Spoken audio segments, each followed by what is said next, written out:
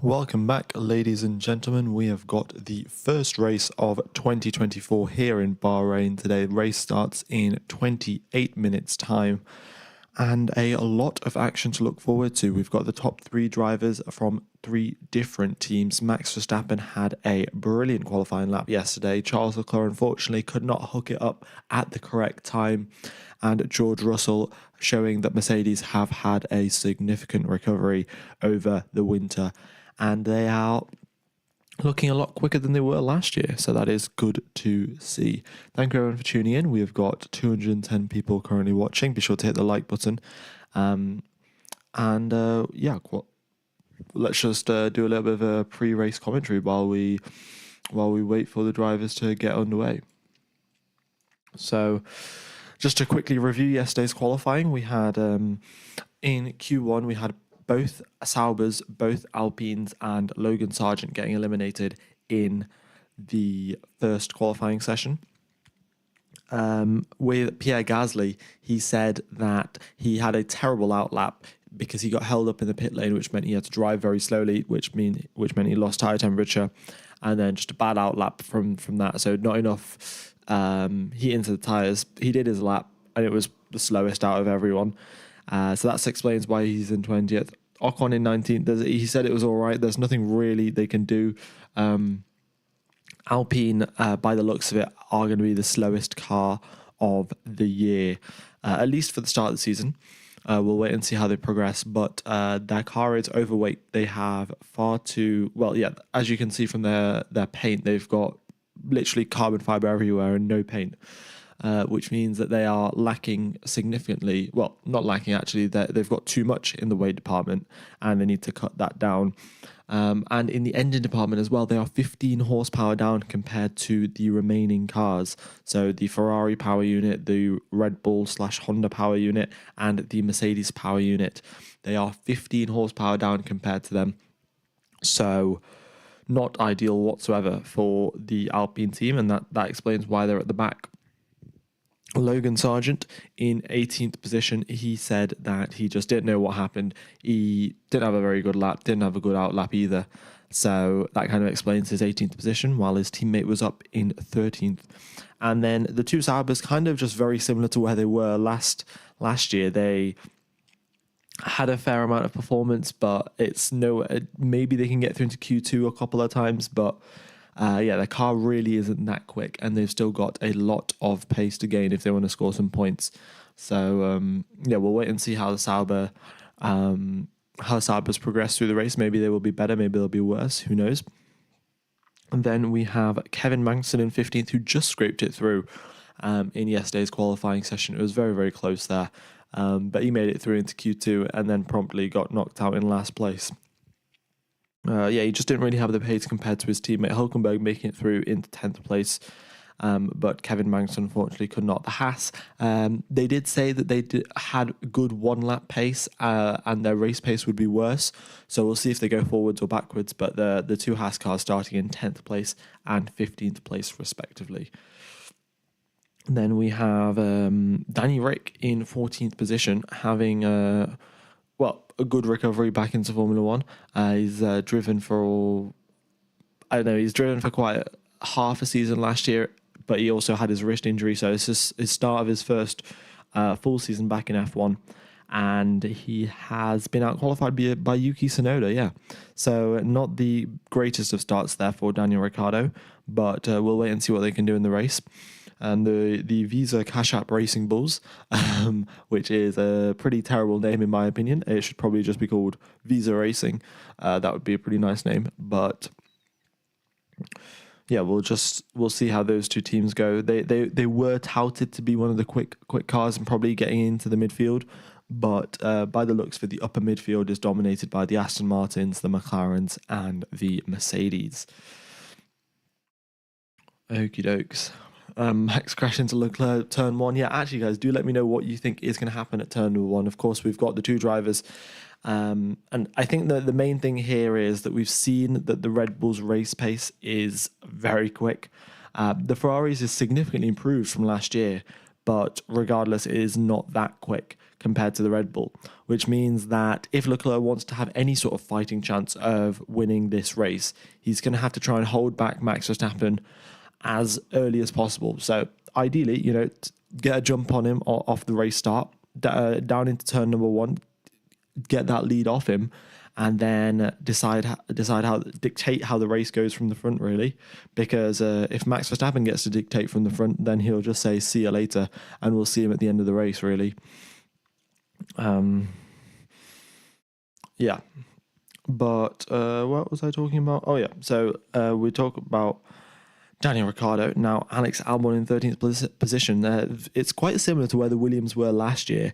Alex Albon can maybe get it through into Q3 on a couple of the circuits, but getting into Q2 consistently is what the Williams can do, and Alex Albon has once again shown that. And then we have Lance Stroll in 12th position, unfortunately getting knocked out, being 6 places behind his teammate. Quite a bad qualifying there for Lance Stroll. He probably should have been in 10th position where Hülkenberg is now, but Stroll just had a bad lap and could not hook it all up together. So that's why he got knocked out in Q2. And then, of course, Yuki Tsunoda, we'll just wait and see how the Red Bulls go. Yeah, right. Nico Hülkenberg in 10th place. Once again, a brilliant qualifying from Nico Hülkenberg. Somehow, every single time he can just hook together laps. It's quite unbelievable. But yeah, very good job from Nico Hülkenberg. Hamilton, this is surprising. Hamilton down in 9th position. That is a big difference to where he usually is. Usually a little bit higher up. You would have expected him with his teammate up in 3rd. Hamilton should have been a bit higher up, but Hamilton did say in the interview that he has chosen to set the car up more for the race rather than qualifying. And then he also later admitted that he probably went a little bit too far prioritizing the race over qualifying, because that's compromised his qualifying significantly. If you were starting in, say, 6th position, that would have been fine, or maybe 7th, but starting all the way down in 9th when you've got the 3 Mercedes-powered cars in front of him, so they're not going to be slow on the straights by any means, it's going to be a tall order for Lewis Hamilton to recover back up to the top of the pack.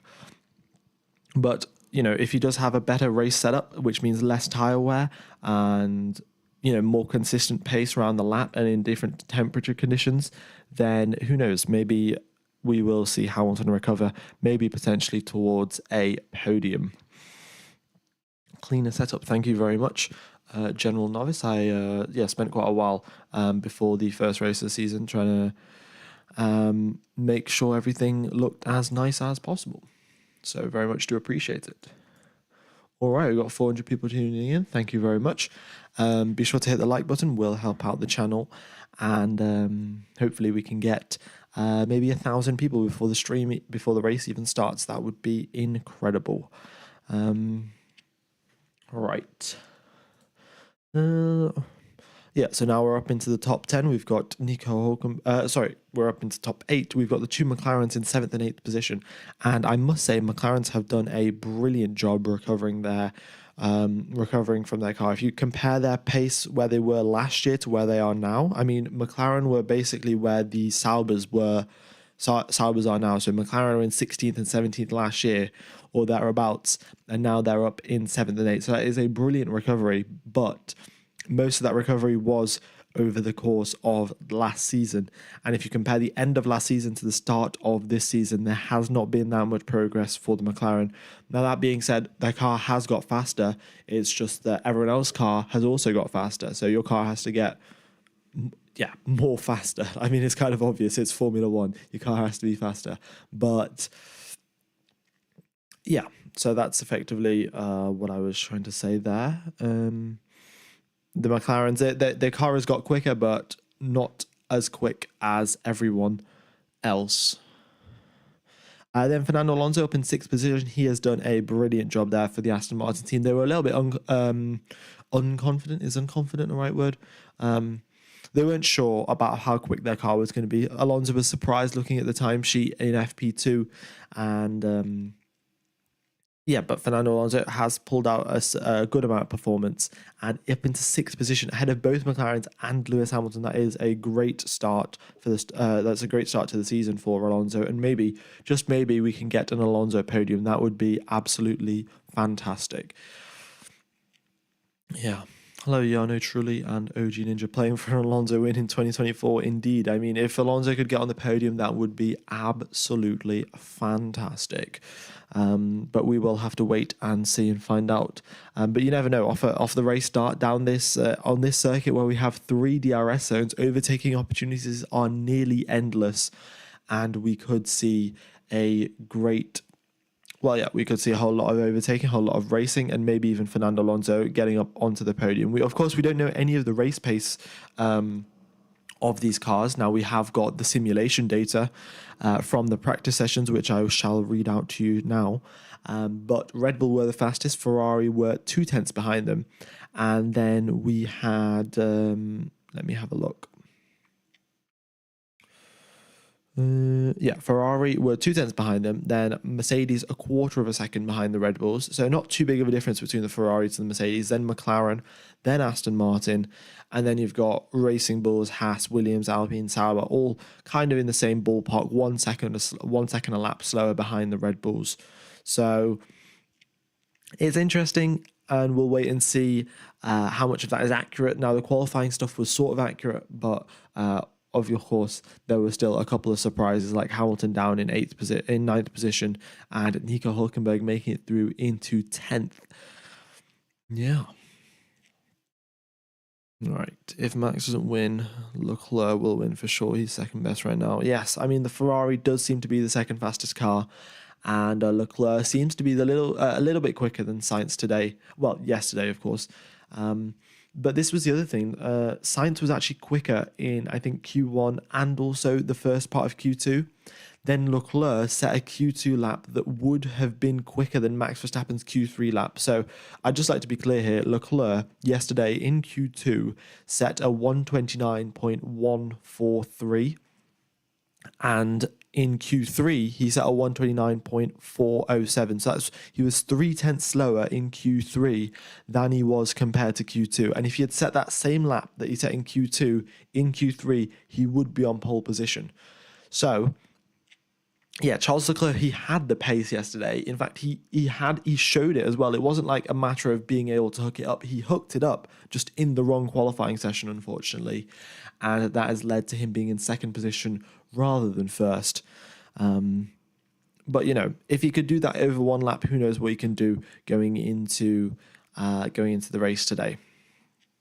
Yeah, Leclerc was quite angry with himself, and rightly so. If you've proved to yourself that you can set that lap time in Q2, and then you go into Q3 and you aren't able to replicate it, it sort of makes you feel like a bit of a fluke by being able to set that fast lap time.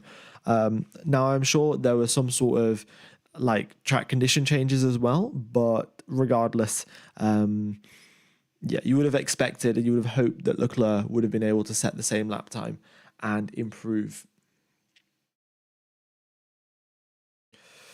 Okay, then they could contend for the championship. Yeah, we'll have to wait and see if they don't mess up the strategy. I don't think reliability issues will be too big of a concern.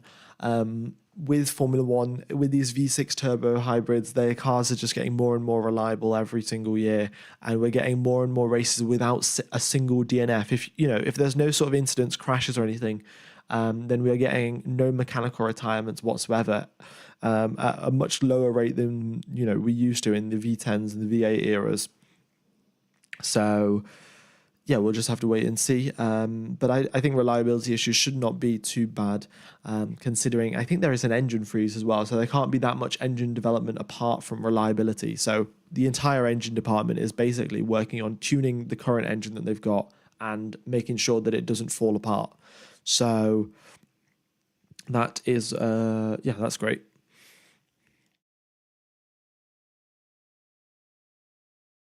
Yeah, I read his radio during qualifying and he was angry over the warm-up laps and not happy where he was in the queue.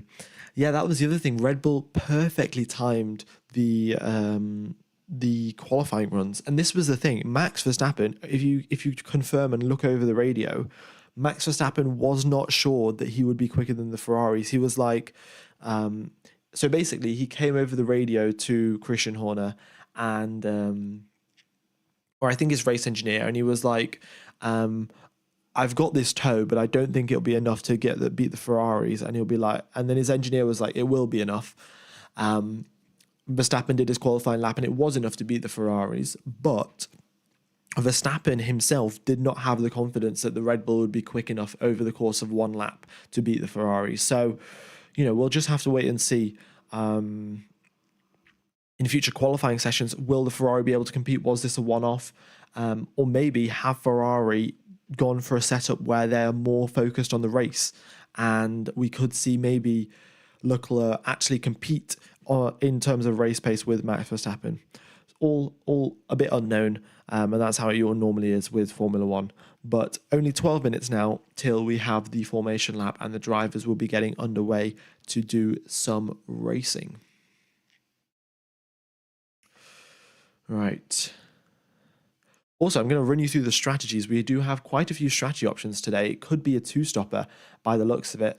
So the recommended fastest strategy by Pirelli is start the race on the soft tyres, then move on to the hard tyres, and then end the race on the soft tyres as well. So yeah, that's the fastest recommended strategy by Pirelli. I think the safer strategy that most people are going to take, start the race on the softs, then go to the hards, and then go to do another stint on the hard, sorry. So that's the recommended strategy. And then the other strategy is start the race on the mediums and then go on to the hards and only do one stop. So we do have slightly lower track temperatures than usual here in Bahrain, which could mean that, the one-stop strategy is a little bit more likely, and drivers could pull it off, but we'll just have to wait and see, really.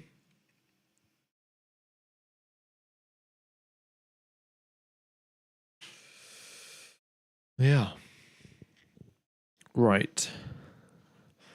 And also the tyres, they degrade at a massive rate here around this Bahrain circuit. The Pirelli pick some of the hardest tyres that they've got, and still the softs, over the course of one lap, you are going to lose 1.5 tenths of pace on the soft tyres. Over the course of one lap, you're going to lose 1/10 of pace on the mediums, and you're going to lose 8/800ths of a second per lap on hard tyres. So yeah, quite a lot of tyre wear. Also, the other thing is Max Verstappen has one fresh set of soft tyres to start the race on, whereas Charles Leclerc does not. So it's quite interesting there. And the other thing is that Charles Leclerc also has a used set of medium tyres, and he does not have a fresh set. He only has one set of medium tyres, and they've already been used. So we'll just have to wait and see. Maybe that indicates that Ferrari are going to go for a two-stop because they've got two sets of fresh, hard tyres. But we'll have to wait and see. The tyre information will come out when the formation lap starts. We've got 750 people tuned in. Thank you, everyone. Be sure to hit the like button. It will help out the stream. And we'll be getting underway shortly now. Who do you think will get second in the championship? Well, if you're talking about the Drivers' Championship, I would say Ferrari, maybe Charles Leclerc. And in the Constructors' Championship, I would also say Ferrari. I mean, Mercedes have come leaps and bounds, but I still think that Ferrari have a little bit more pace in them, and they have a couple of upgrades coming their way as well. Oh, and this is the other thing, McLaren, they said that they do have upgrade packages coming, but the problem is they're going to arrive in... When are they going to arrive? They're going to arrive in round number 5, so at the Chinese Grand Prix and at the Miami Grand Prix. Problem is, both the Chinese Grand Prix and the Miami Grand Prix are both sprint weekends, which means that the drivers only have one practice session, which is 1 hour long. And apart from that, they do not have any sort of practice in those cars, which means that bringing a new upgrade when you only have 1 hour to test the upgrade is not ideal whatsoever. So McLaren, even though their upgrade might be ready by the Chinese Grand Prix, which is the 20th of April, they're going to have to wait till round number 7, which is the 20th of May, to actually stick them on the car. So, yeah. So not ideal there, the schedule of the Formula One calendar for the McLaren team. They do have upgrades in the pipeline, but if they can't test them at a sprint weekend, there's no point to, you can't really put them on. New subscriber, thank you very much, Zay Yarlin. Is Verstappen doing a 1 or 2 stop? I have no way of knowing. I don't know what tyres he's on as of now. But when I get that information, I will let you know. Right. 7 minutes now. In fact, I think I can give this data a quick refresh. So the screen will go blank for about 30 seconds, and then we will have the data come through. So yeah, just hang on in there. All right. Also, yeah, just to reiterate this, I don't know, we've got quite a few new people tuning in, but Lewis Hamilton, he is starting in 9th position, but his car is set up for race conditions, which means that, yeah, his car, that means he will probably come up through the pack rather than go back down. And we'll expect maybe that he actually has better pace than George Russell. We're still yet to see. But there we go. All right. I'm going to move this here. Race starts in 6 minutes and 30 seconds.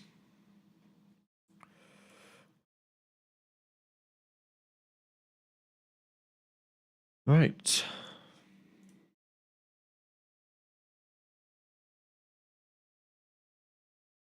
Oh, look at this. We've got another fun stat, I guess. Well, I don't know how fun it is, but Max Verstappen has got 33 pole positions, and that, of course, is his driver number, and that has put him equal with Alain Prost. I think Nigel Mansell and Jim Clark for the number of pole positions in Formula One. So that is 5th highest number of pole positions, and he is tied currently with Alain Prost, Jim Clark, and Nigel Mansell. Okie dokes. I'll laugh if Alpine stays pretty much where they are. Hopefully Williams won't join them. Well, I think Williams will. Williams have got a decent amount of performance, and considering Alex Albon is up in 13th place, we should expect to see him a little bit higher up. But yeah, the Alpines, their car it's too heavy. It hasn't got enough power.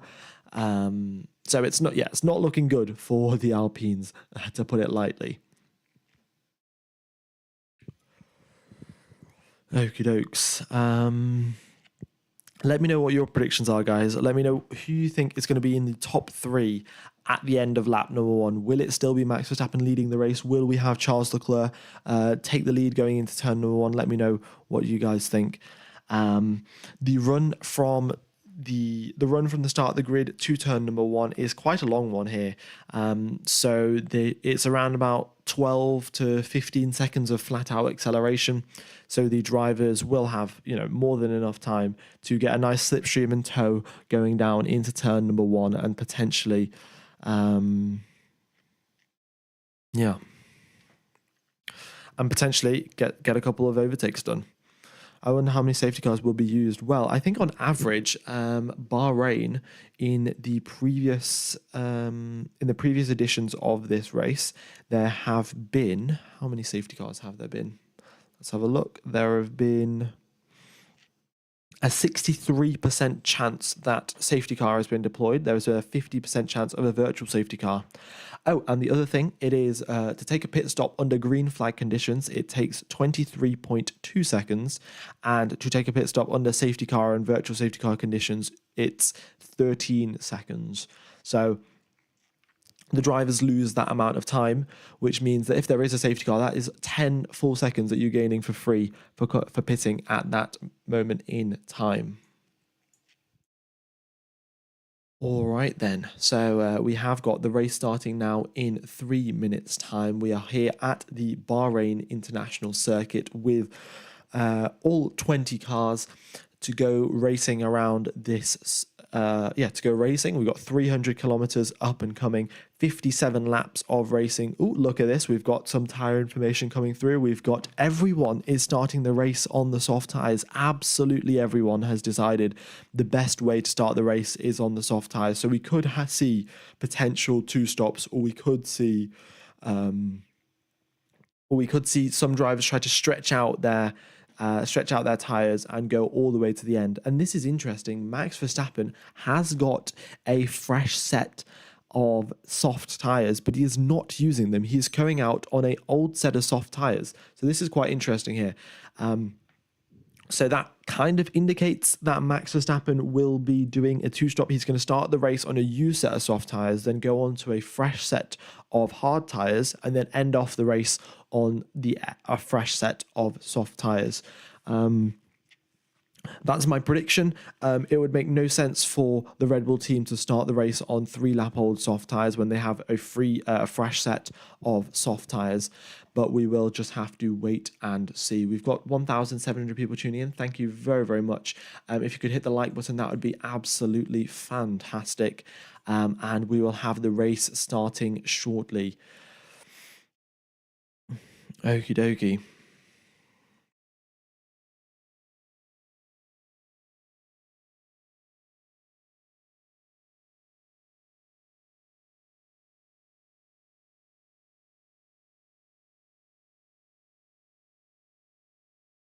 All right, we're getting underway now. The drivers will be getting onto the formation lap shortly. And once they're on the formation lap, we are good to go racing. All right. Hello, C. Paul. Nice to see that you are back. I think they introduced a new rule, DRS after one lap. DRS after one lap, is that new? I did not know that. DRS is currently disabled, but we will, it will pop up to see if it's been enabled or not shortly. So, it could be very interesting for early race overtaking, and because usually the driver in first position cannot pull a 1 second gap over the course of the first lap. So if that is true, then we could have some serious racing on our hands, and I mean serious racing. We'll have to wait and see. All right, all the mechanics have now left the cars. They're waiting at the side of the circuit. The drivers will get underway on the formation lap any second now. And it is, 1, 2, 3, 4, and 5 lights. And the formation lap is underway, not the race just yet. All right, there you go. As you can see,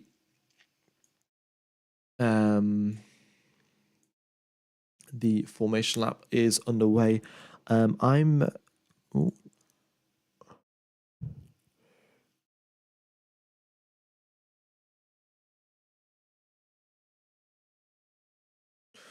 right, let's just get rid of this thing off the screen. I'll probably make this a bit bigger. There we go. Right.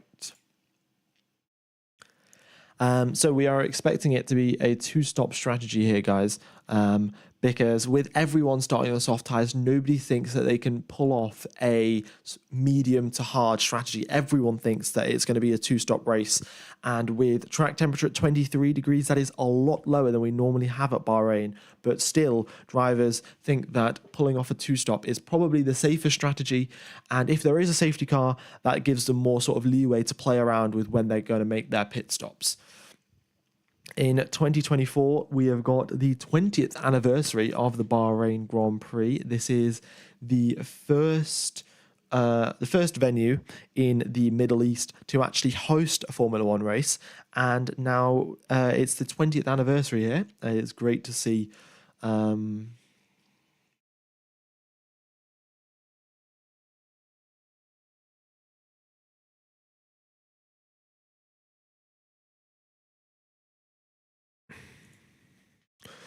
All right. The data's just frozen. That should be that'll unfreeze itself in a second now. There we go. The previous winners of the Bahrain Grand Prix, Max Verstappen in 2023. In 2022, we had Charles Leclerc, and in 2021, we had Lewis Hamilton, sorry.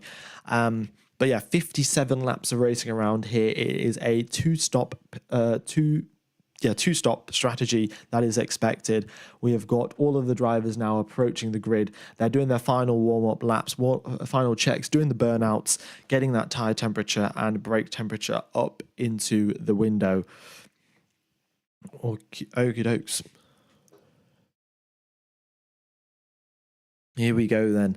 Esteban Ocon, Pierre Gasly starting out at the back of the pack in 19th and 20th position. Logan Sargent in 18th. Valtteri Bottas and Guan Yu Zhou in the Saubers in 16th and 17th position. Kevin Magnussen in 15th after a little bit of a bad qualifying. Daniel Ricciardo in 14th. Alex Albon in 13th, having a good qualifying there for the Williams, out qualifying his teammate by 5 positions. Lance Stroll having a bad quali, 6 places behind his teammate and looking to get further up and into the points for the race. We've got Yuki Tsunoda in 11th place, Nico Hulkenberg in 10th after a fantastic qualifying, but we'll see if he can hold that position or is he going to drop back down like the Haas car did last year. Lewis Hamilton, who has set his car up for race spec, is looking to make up some places and potentially make his way towards the podium. 2 McLarens in 7th and 8th position will be trying to get past Alonso as soon as possible, and Alonso will be doing his absolute most to defend. And then the top 5, we have got Max Verstappen, Charles Leclerc, George Russell, Carlos Sainz, and Sergio Perez.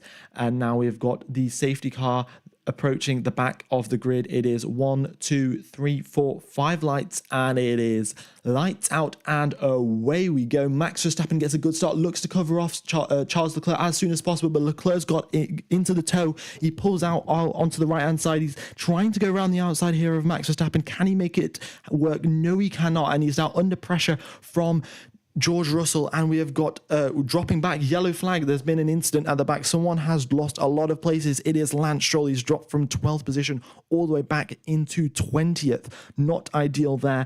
And there's quite a bit of dust flying around at the back of the circuit. But at the top 3 remains unchanged. Sergio Perez up into 4th, Carlos Sainz up into 5th, and Fernando Alonso into 6th position.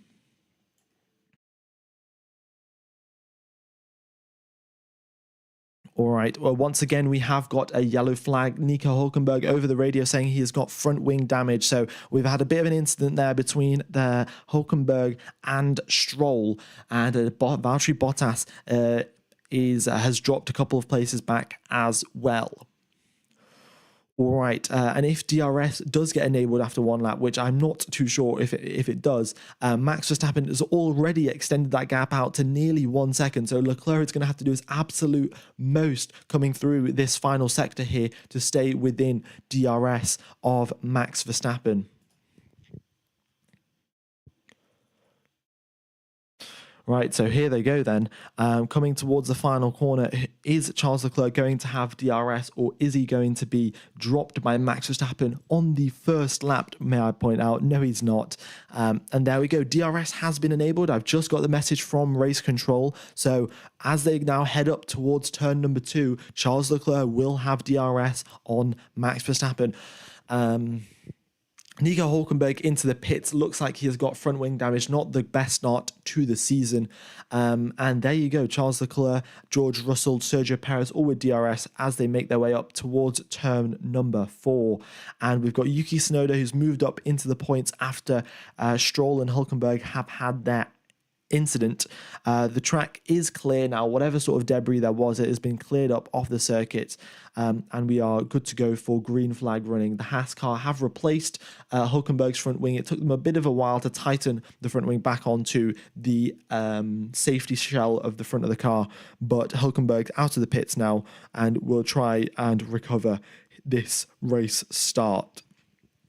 And look at this, after 2 laps, Max Verstappen pulls out a 1.3 second gap and Leclerc is no longer within reach. We've got now George Russell, who's putting some pressure on Charles Leclerc, and Sergio Perez with a fastest first sector, looking to make up another place. He started off in 5th and now up into 4th, and we'll wait and see if he can make his way up onto the podium.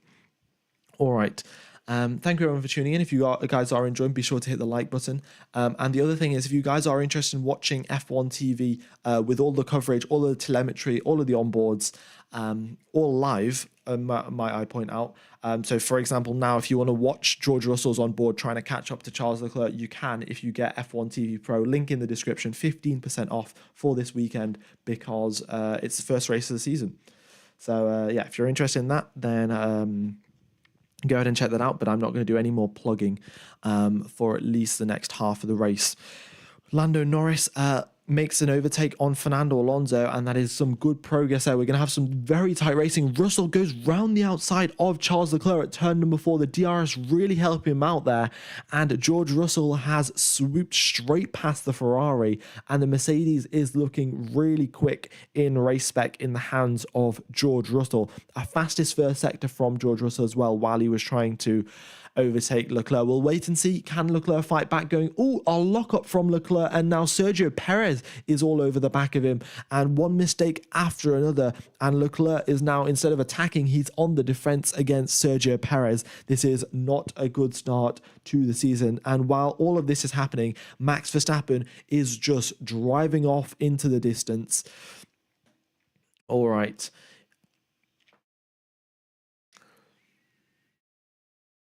Here we go then. Sergio Perez now, half a second is the gap between himself and Charles Leclerc. They make their way towards the final corner, braking now at the 70-meter board all over the curbs and onto the exit curbs as well. Leclerc gets a good exit. Same can be said for Sergio Perez.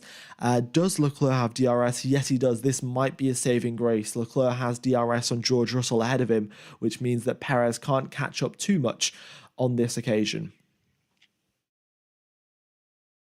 Can someone help check what Adrian Newey is on? Yeah.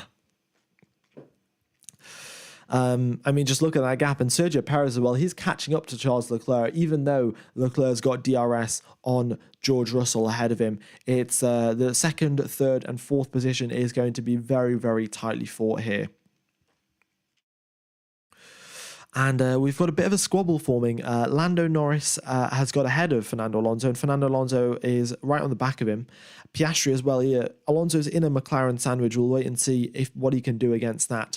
But on lap number 4 of 57, and the drivers are driving in pretty standard conditions. Oh, look at that. Sergio Perez round the outside of Charles Leclerc. Oh, sorry, no, down the inside of Charles Leclerc into turn number 10. He tries to get past, does not make that move stick, and now as they go up the hill in towards turn number 10, he's gonna try once again. He is ever so extremely close now. If I was Sergio Perez, I would just hang in right there and wait for DRS to get him past on the next lap. So here goes. And there's no further investigation between Stroll and Hulkenberg. So just a quick summary of what happened. Stroll got hit by someone else, got spun around, and when he spun around, he hit Hulkenberg. But here comes now Sergio Perez off the back of the final corner. He does not get that good of an exit, and he is not unable to overtake Charles Leclerc. And look at that, Oscar Piastri down the inside of Fernando Alonso. Alonso tries to get a switchback maneuver going here. Can he get this place back going into turn number 4 against Oscar Piastri? He's already lost one place to the other McLaren of Lando Norris. And going up the straight, Fernando Alonso does not get that overtake done. It is going backwards today for Fernando Alonso. He did have a brilliant qualifying, but it looks like the car is set up too much for qualifying, and race pace is slightly lacking. All right, we've hit 500 likes. Thank you very, very much. I guess I'm going to have to increase this target to 1,000. Yeah, so let's just...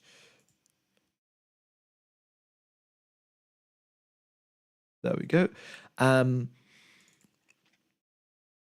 But by the looks of this, Leclerc is locked up again. He's struggling with the car today and unable to get the maximum performance out of it. A little bit strange. Usually you don't see so many lockups from Charles Leclerc, but yes, clearly under a lot of pressure from Sergio Perez. If Carlos Sainz, his teammate behind, can help him out, then we could see Sergio Perez also have to look in his mirrors, because Perez, for now, has just been attacking Charles Leclerc. Okie dokes, gap at the front 4 seconds, may I point out. They have been squabbling a little bit with Russell, Leclerc, and Perez, but the gap at the front, it has been 6 laps of racing, and it is 4 seconds lead for Max Verstappen. It is absolutely ridiculous. He has definitely driven off into the distance. All right. Yeah, Alonso now, he is on the back of Piastri, and he's now under attack from he's now under threat from Lewis Hamilton. So Alonso's already lost 2 places, and it looks like he might lose another one to his former teammate Lewis Hamilton. We'll see what Alonso does, because usually he puts up a pretty strong defense going into certain against certain drivers, and I would have expected a stronger defense against Norris and Piastri. So yeah, I don't really know what Alonso's doing, but I'm sure it might be race strategy. You want to get out the dirty air, and if you can, that'll keep your tire degradation a little bit lower. So we will wait and see. Charles Leclerc has got a lap time deleted for exceeding track limits at turn number 10. I think that was that was 2 laps ago. I think that was when he locked up. So I think that's totally fine. Yeah. All right. It is a 4-way battle for second place. We've got a nice DRS train from second all the way to 5th. And the gap from 5th to 6th is 3 seconds. So it looks like McLaren are a little bit in a no man's land here between the front runners and the midfield.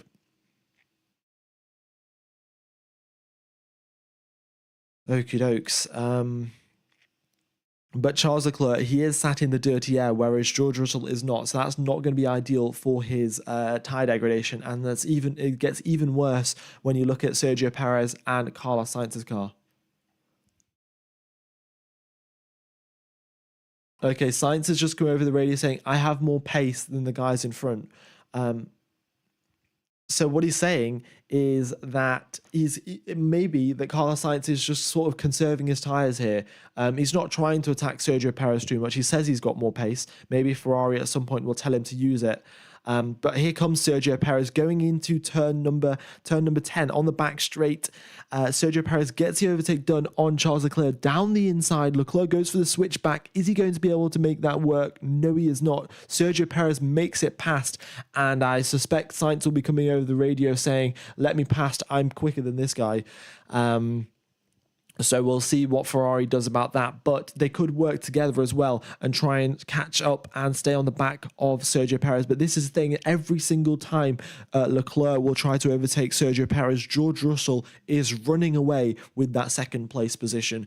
And do Ferrari want to let him get away with that? We'll have to just wait and see. Because the Ferraris, I think it's safe to say that they are slower than the Red Bulls, so it might be wise to just sit behind Sergio Perez, let Perez catch up to Russell, and then try and squabble with Russell later on. I'm sure the Ferrari strategists won't mess anything up, but we'll wait and see what they're going to do about that. Sainz has dropped off the back of Leclerc a little bit here, giving him a little bit of breathing room. Who will wait and see what happens. But just to show this overtake once again on from Sergio Perez onto Charles Leclerc going into turn number 10. Leclerc once again locking up, gets a bad exit, and that just allows Sergio Perez to just breeze past him. So Leclerc locking up loads of times going into this exact corner where he is right now, turn number 10. Charles Leclerc locks up and loses a position to Sergio Perez, and here they are going down the exact same straight again, and Leclerc is too far back to make a move. Seems like Fernando Alonso has been able to hold off Lewis Hamilton, and Fernando Alonso settled into that 8th place spot behind Oscar Piastri, staying with the DRS, most importantly, because I suspect if he does lose that DRS, then Hamilton should have a fairly straightforward overtake. Yeah.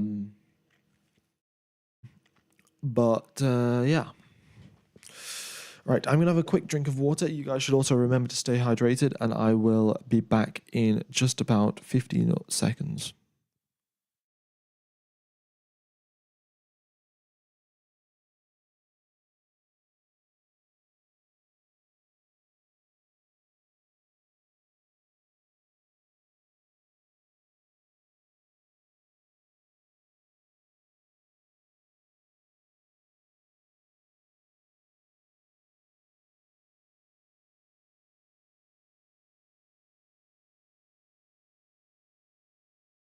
All right. So here we are. And we've all settled down into the race. Given now Max Verstappen is 7 seconds in the lead of this race ahead of George Russell, if we could get a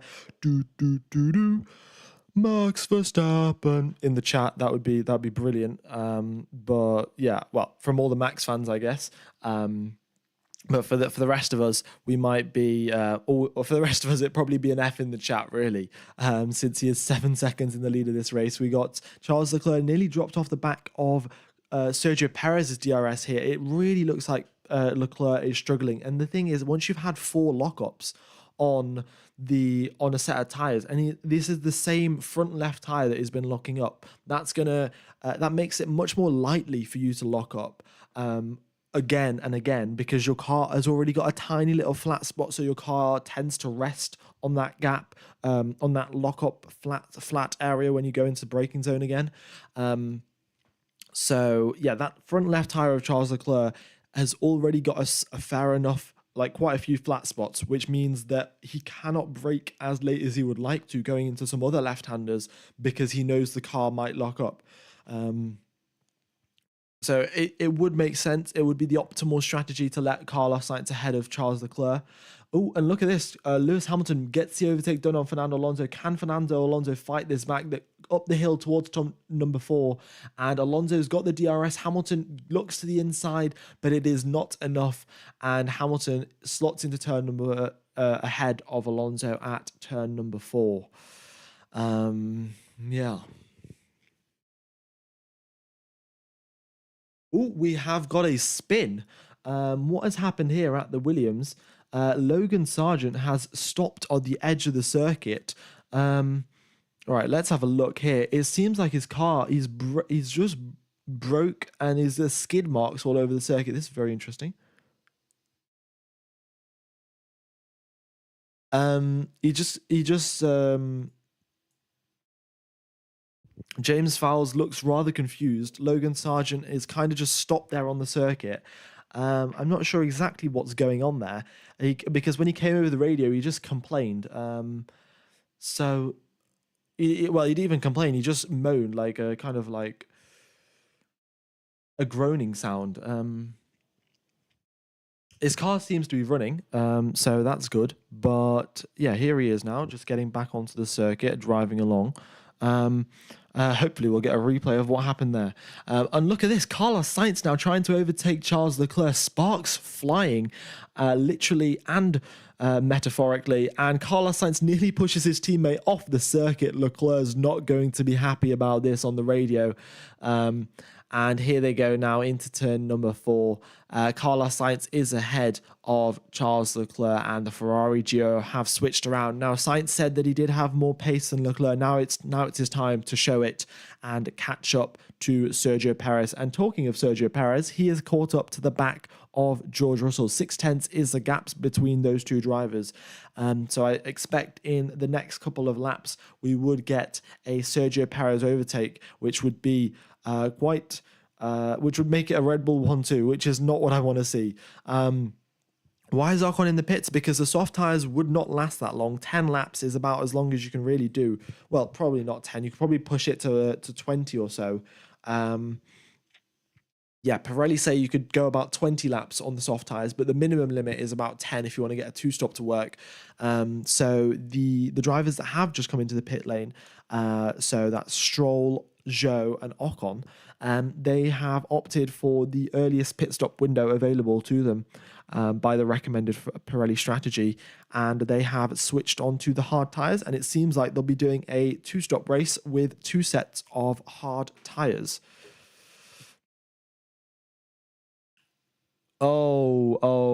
This is not great for Logan Sargent. Okay, so Logan Sargent going into turn number 4 has a massive lockup, absolutely enormous. It seems like he gets off the brakes as well, but the wheels just don't want to unlock. And look at this. We got the front runners coming into pits. George Russell into the pits and Charles Leclerc as well. It would have been a wise decision to get Charles Leclerc into the pits as soon as possible, considering his tyres were flat spotted. And here they are. Are they going to make it out into free air? Leclerc's got maybe a second of free air. He's got to overtake a couple of cars before he gets some clean air for him. But Leclerc on a fresh set of hard tyres. Sorry, not medium tyres.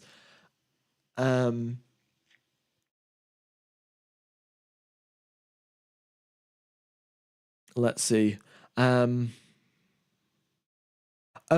Valtteri Bottas has got damage to his front wing end plate. It is causing a massive amount of drag. It's kind of just sticking out there. Valtteri Bottas is struggling with a damaged end plate, but it seems to be going all right. So I suspect they'll change it when he comes in to the pit lane. Right.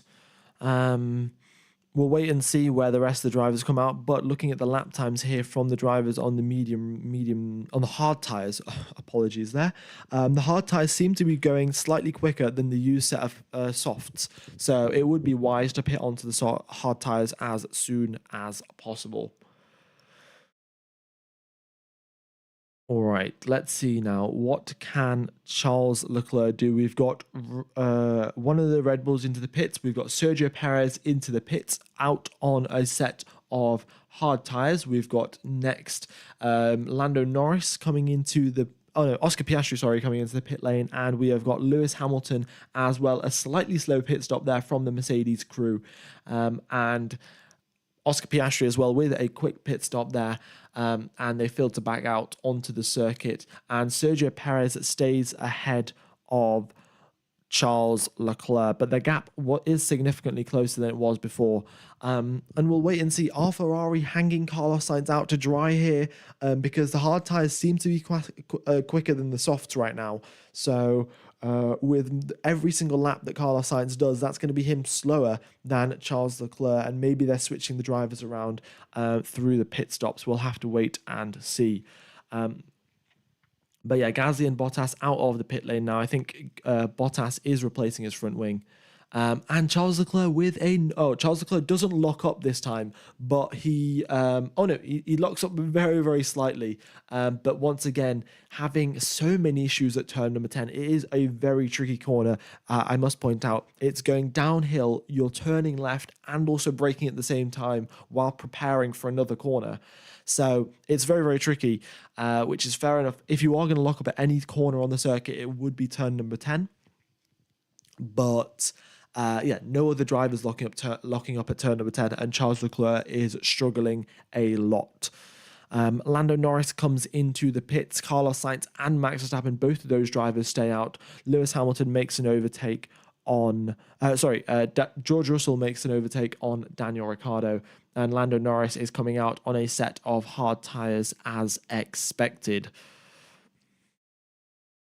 Right. Why are Stroll and Ocon those who were eliminated in the race? They were eliminated at the end of Q1, but that means that they're eliminated for Saturday, but the race is on Sunday, so they're still allowed to race. Carlos Sainz has been told over the radio to come into the pits, so he'll be coming in on this occasion. And we've got Sergio Perez, who's just making an overtake here on George Russell. And must I say, what a brilliant overtake that was from Sergio Perez. He braked very, very late, but not too late. And that is exactly what George Russell did. He braked a little bit too late, went deep into the corner. Sergio Perez got the switch back, job done. And here he goes into turn number 10. So when Max Verstappen comes out, it will be a net 1-2 for Red Bull, very unfortunately. But I must say, a brilliant job there from Sergio Perez. A very clean overtake indeed. They were looking like they were going to collide, but both drivers kind of realised and changed trajectories. Why is the race today and not on Sunday? It is because basically there is a religious festival in Saudi Arabia, which is next week, and that is on a Sunday. and they don't want to hold the F1 race on the same day as a religious festival, so they've moved the race back by one day. And the other rule, there's a rule in F1 that says the races have to be at least a week apart. So that means if the race in Saudi Arabia was going to be on a Saturday, then that means that the race in Bahrain also has to be on a Saturday. So that's basically why. So next week is also Friday quali, Saturday race. But then after that, it's back to usual Saturday, Sunday. So, oh my God. And the Ferraris have done the pits. And guess what's happened? Carlos Sainz comes out behind Charles Leclerc. Maybe that was Ferrari's strategy all along. Okay, Leclerc's just come over the radio, said, I just cannot get out of the front locking everywhere. He's just struggling so much. It's very strange. I mean, obviously the drivers have a set of tools to deal with these kind of issues. They can shift the brake balance. They can change the differential settings. But Charles Leclerc, the issue is that these Formula One cars, you get most of your braking done on the front tires, because when you're decelerating, all your weight shifts forward, which means that you can do much better braking on the front tires. And because of that, the teams put massive brakes on the front tires and small brakes on the rear tires.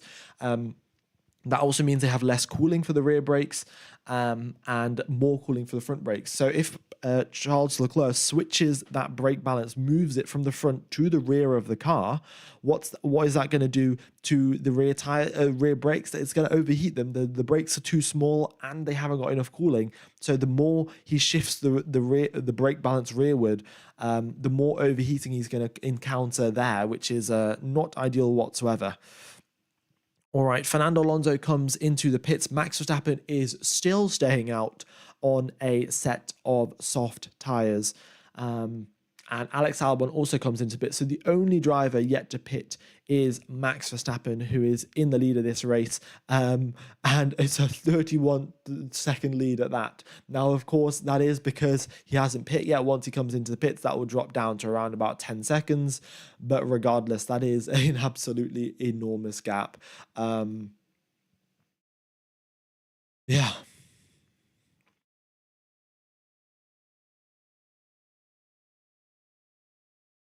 Yeah, Red Bull has zero tire deg. This is what I was seeing in the testing data. Usually, what you expect to happen is as the stint goes on, the tires get worse and worse, and the car gets slower and slower. You know, that seems kind of reasonable to expect. The car gets slower and slower as the tires wear out. But the Red Bull is so light on its tires, and it does not wear them out whatsoever. Ooh, the Ferraris are battling here. Why are Ferrari doing this? There's George Russell right ahead of them, and they're battling amongst themselves, letting George Russell run away. I mean, there's just no point. Overtake George Russell and then battle. I don't know what the Ferraris are doing. I mean, they should really come over the radio and be like, focus on overtaking Russell, then battle amongst yourselves. But what was I going with? What was I talking about? I just forgot what I was talking about. If you guys remember, then let me know in the chat. Before oh yeah, the Red Bull tire degradation. Basically, the Red Bull barely wears out its tires, and the tires, obviously, of course, they do get a little bit worse every single time. But the fuel that they burn off, and the car gets ever so slightly lighter, that just adds the pace back on. So it effectively looks like they've got no tire degradation, which is crazy. Verstappen has been told over the radio now to box. Also, guys, we are 7 likes away from 1,000 likes. So if you could hit the like button, that would be fantastic.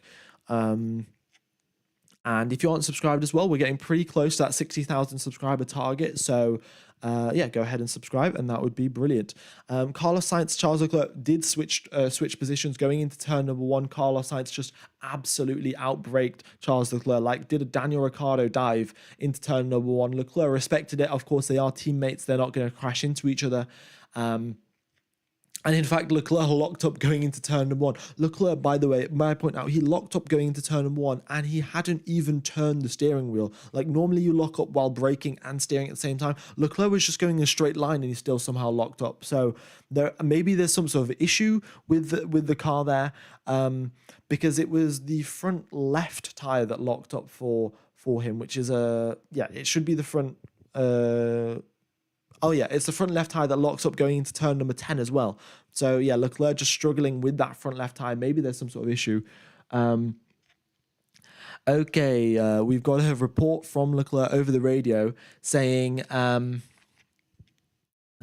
we've got. Oh, hold on a second. Carlos Sainz looking to overtake George Russell. Russell right to the inside. Carlos Sainz to the outside. Here they go now up the hill towards turn number 4. What can Carlos Sainz do? He is so close. He is one front wing length away from George Russell. Russell right to the inside. Sparks flying. Sainz right to the outside. Swoops around the outside, and that is a great move. But did he brake too late? No, he didn't. Carlos Sainz confirms that maneuver and is up into third position there behind behind Sergio Perez and in front of George Russell. And maybe he can do his teammate a hand and block George Russell for a bit and let Charles Leclerc catch up. But I would like to say, over Charles Leclerc's radio has just said, every time I press the brake, the car starts turning to the right. So this kind of indicates that there's some sort of braking issue here. Maybe the brakes aren't activating with the same amount of force on the left and the right.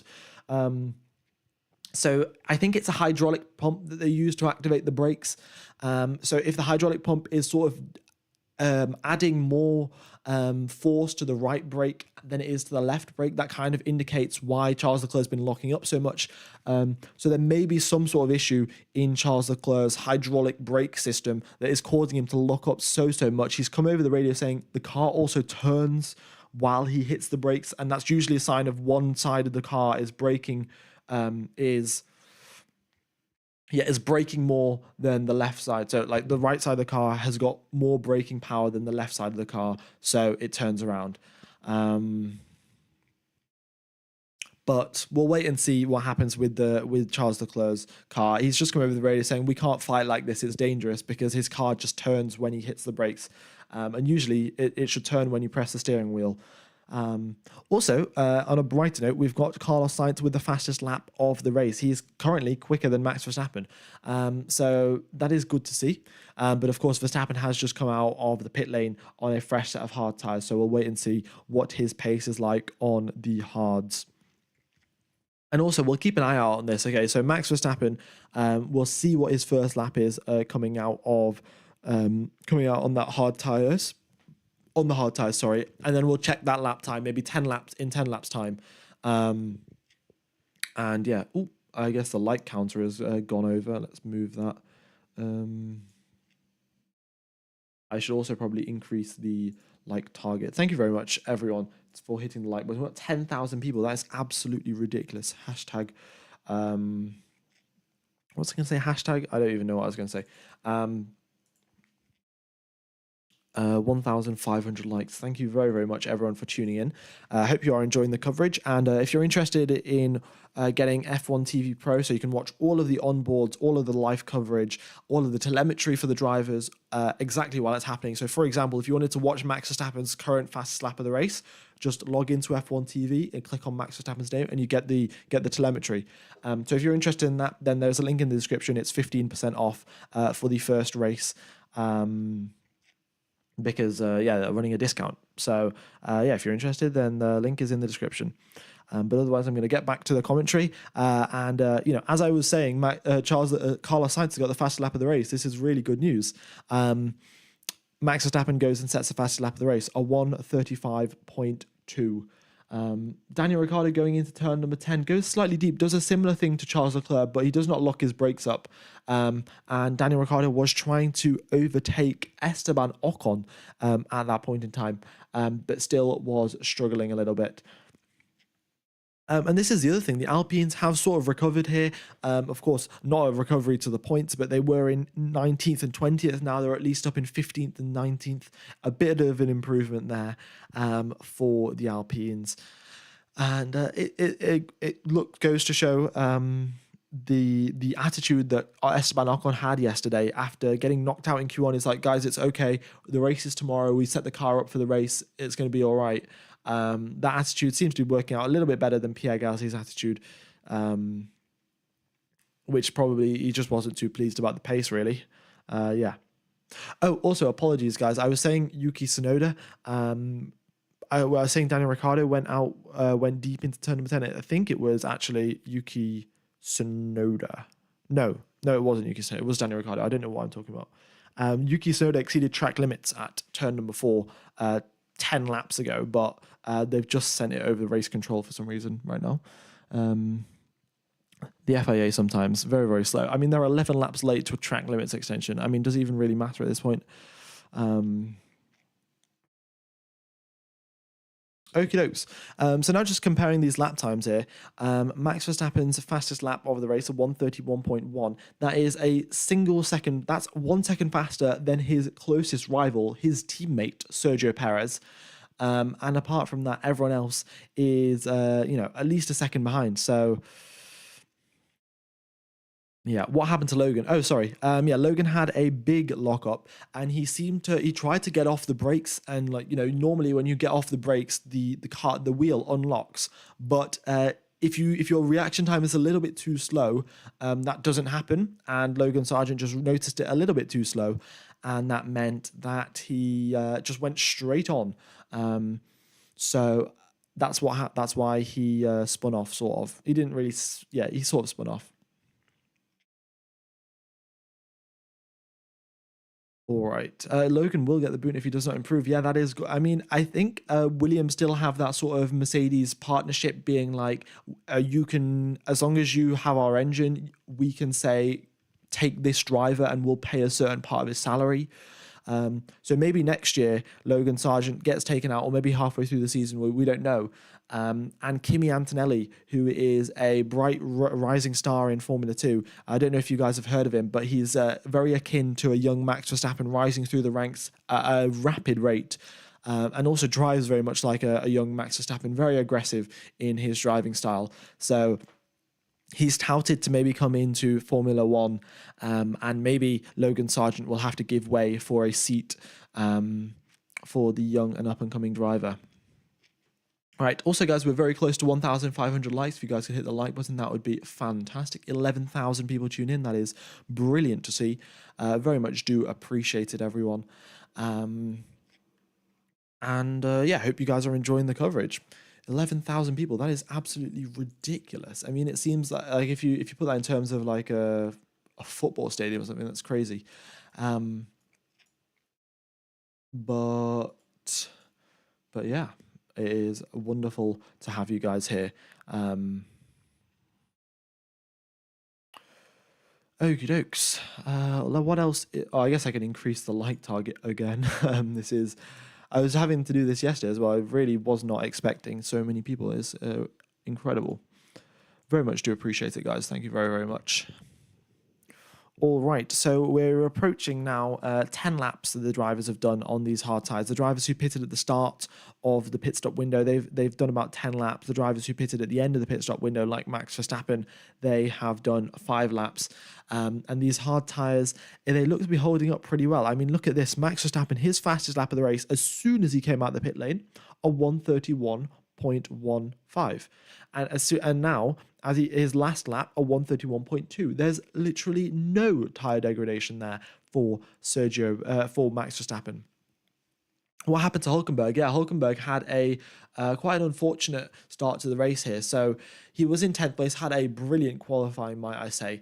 And then what happened was, going into turn number 1, there was an incident. Lance Stroll had spun around, and because of a spinning Lance Stroll, Nico Hulkenberg got damage to his front wing, and he had to come into the pits rather early to get that replaced. And as you can see on his pit stops, he did 1 lap on a set of soft tires, which was the first opening lap, and then he did 19 laps on the hards, and now he's come in for the pits just 1 lap ago to get another fresh set of hards on, and potentially go to the end of this race. I'm not sure exactly. You probably should have done a couple more laps on the first set of hards if you wanted to go to the end, but I'm sure the Haas team know what they're doing, and the strategists are much more knowledgeable than me. Yeah. All right. Yeah, Sargent just got lapped. That is, Sargent's getting lapped by quite a lot of people, actually. Basically what happened when he did go off the circuit at turn number 4, it took him quite a while to, I presume, get the car back into gear. I'm not exactly sure what he was doing, but yeah, it took him a very long time to get back onto the circuit, which is why he is a lap down, and he's been lapped by Lewis Hamilton, who's in 8th position. Yeah, not a good start whatsoever there for Logan Sargent. Also, I guess since we've got 11,000 people watching the stream, if you guys do have any feedback for my commentary, if you think, there's anything I should change or say like less, because I think I do say yeah, if you have any sort of feedback for the commentary, then do let me know.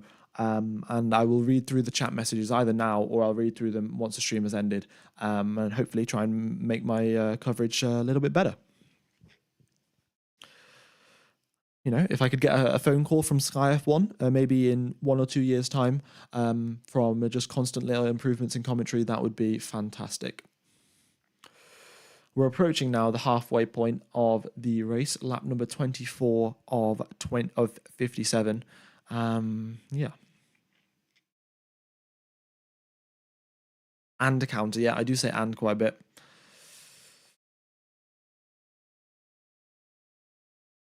Right. Perez is keeping the gap at 2.2 seconds. Sainz is not catching him. And having a look at the lap times, that would make sense. Both drivers are setting a 1:36.2, while Max Verstappen is setting a 1:35.2, 1 full second faster than his teammate and his closest rival, who isn't his teammate. This is absolutely ridiculous.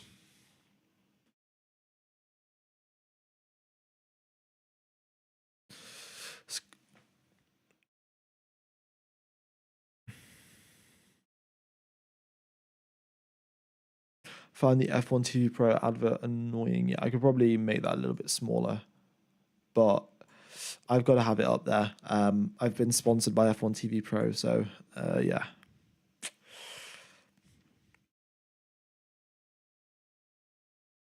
Oh, Hamilton's come over the radio saying my seat is broken. Hamilton's seat is broken.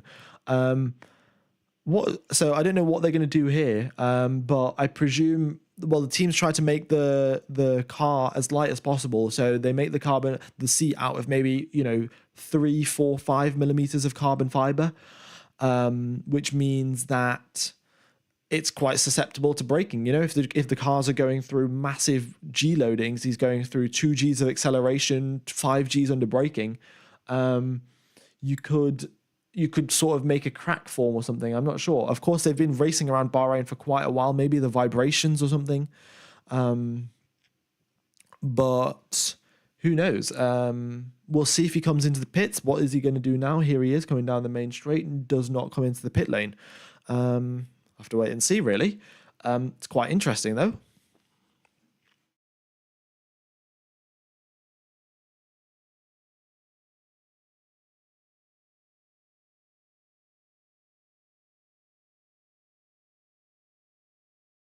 Okie dokes.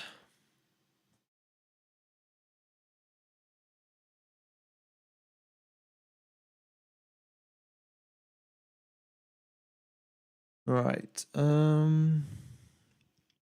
What else was I going to say? Not much, really. It's quite interesting. We'll have to wait and see what Hamilton does. But yeah, bit of an odd situation. Haven't heard that one before. We've heard of broken steering wheels or helmet visors or stuff like that. But yeah, a seat is quite interesting. And I'm not sure why they didn't catch that in testing. Like they've driven thousands of kilometers in testing. So why has that suddenly just happened in the race today? The commentary is great. That's why 11,000 people are watching. Yeah, I guess so. I mean, I must be doing something right. Yeah. Maybe you could show the radio message, but not sure if... No, I don't have the rights to the radio message. Unfortunately, the only F1 thing that I'm really allowed to show is this advert. Apart from that, the data is obviously allowed. But any sort of footage is strictly not copyrightable. It's copyrighted, sorry. Yeah. Oops. Okay. Hi, thanks for doing this. I don't have F1 TV or Sky Sports. Very much do appreciate it. Yeah, I mean, it's very grateful for having such a nice chat. Um, and yeah, viewers, it's a pleasure commentating to you guys. Really. Right. Um, Okie doke. So we're approaching now when we'd see a couple of drivers coming into the pits.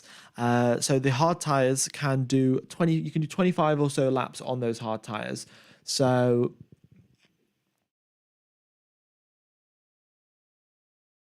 oh, Williams have got other issues.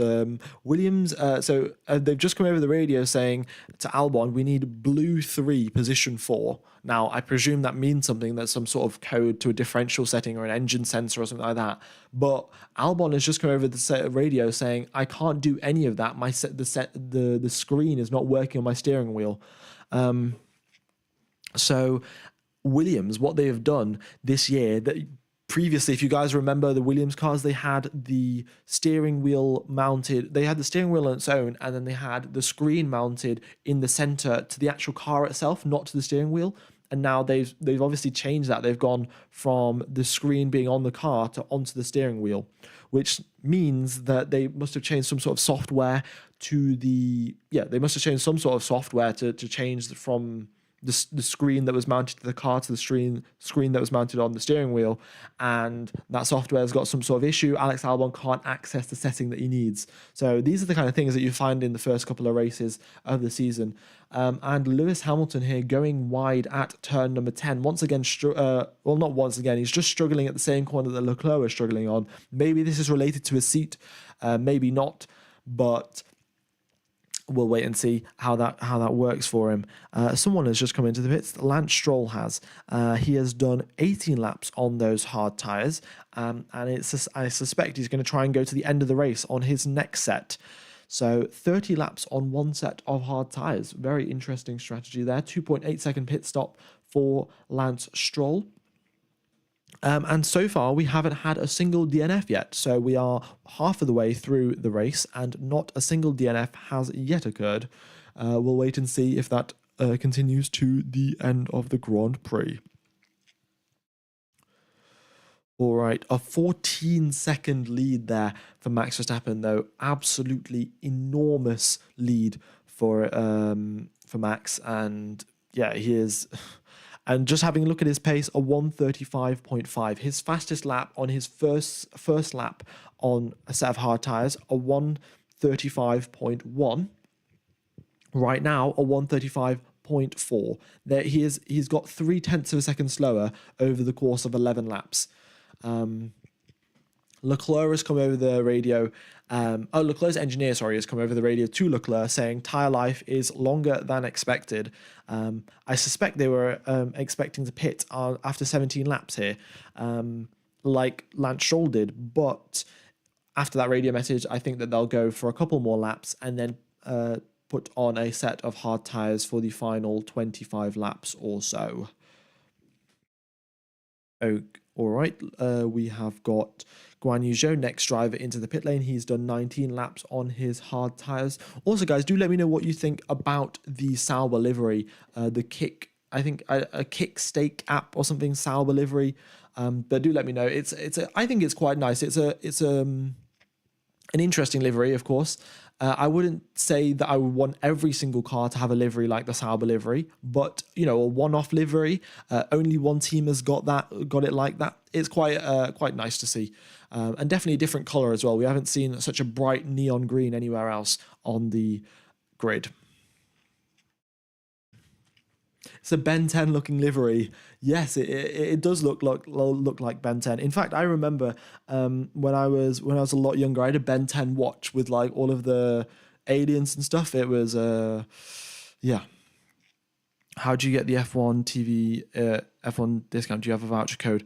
No, the 15% off is just for everyone that signs up in the first race of the season. So yeah, it's automatically applied. There's no sort of voucher code or anything like that. Yeah, Kick is slightly a sketchy sponsor, but they're also sponsored by Monster, and Monster's colours go quite well with it as well. But yeah, a bit of a weird sponsor, really. Kick.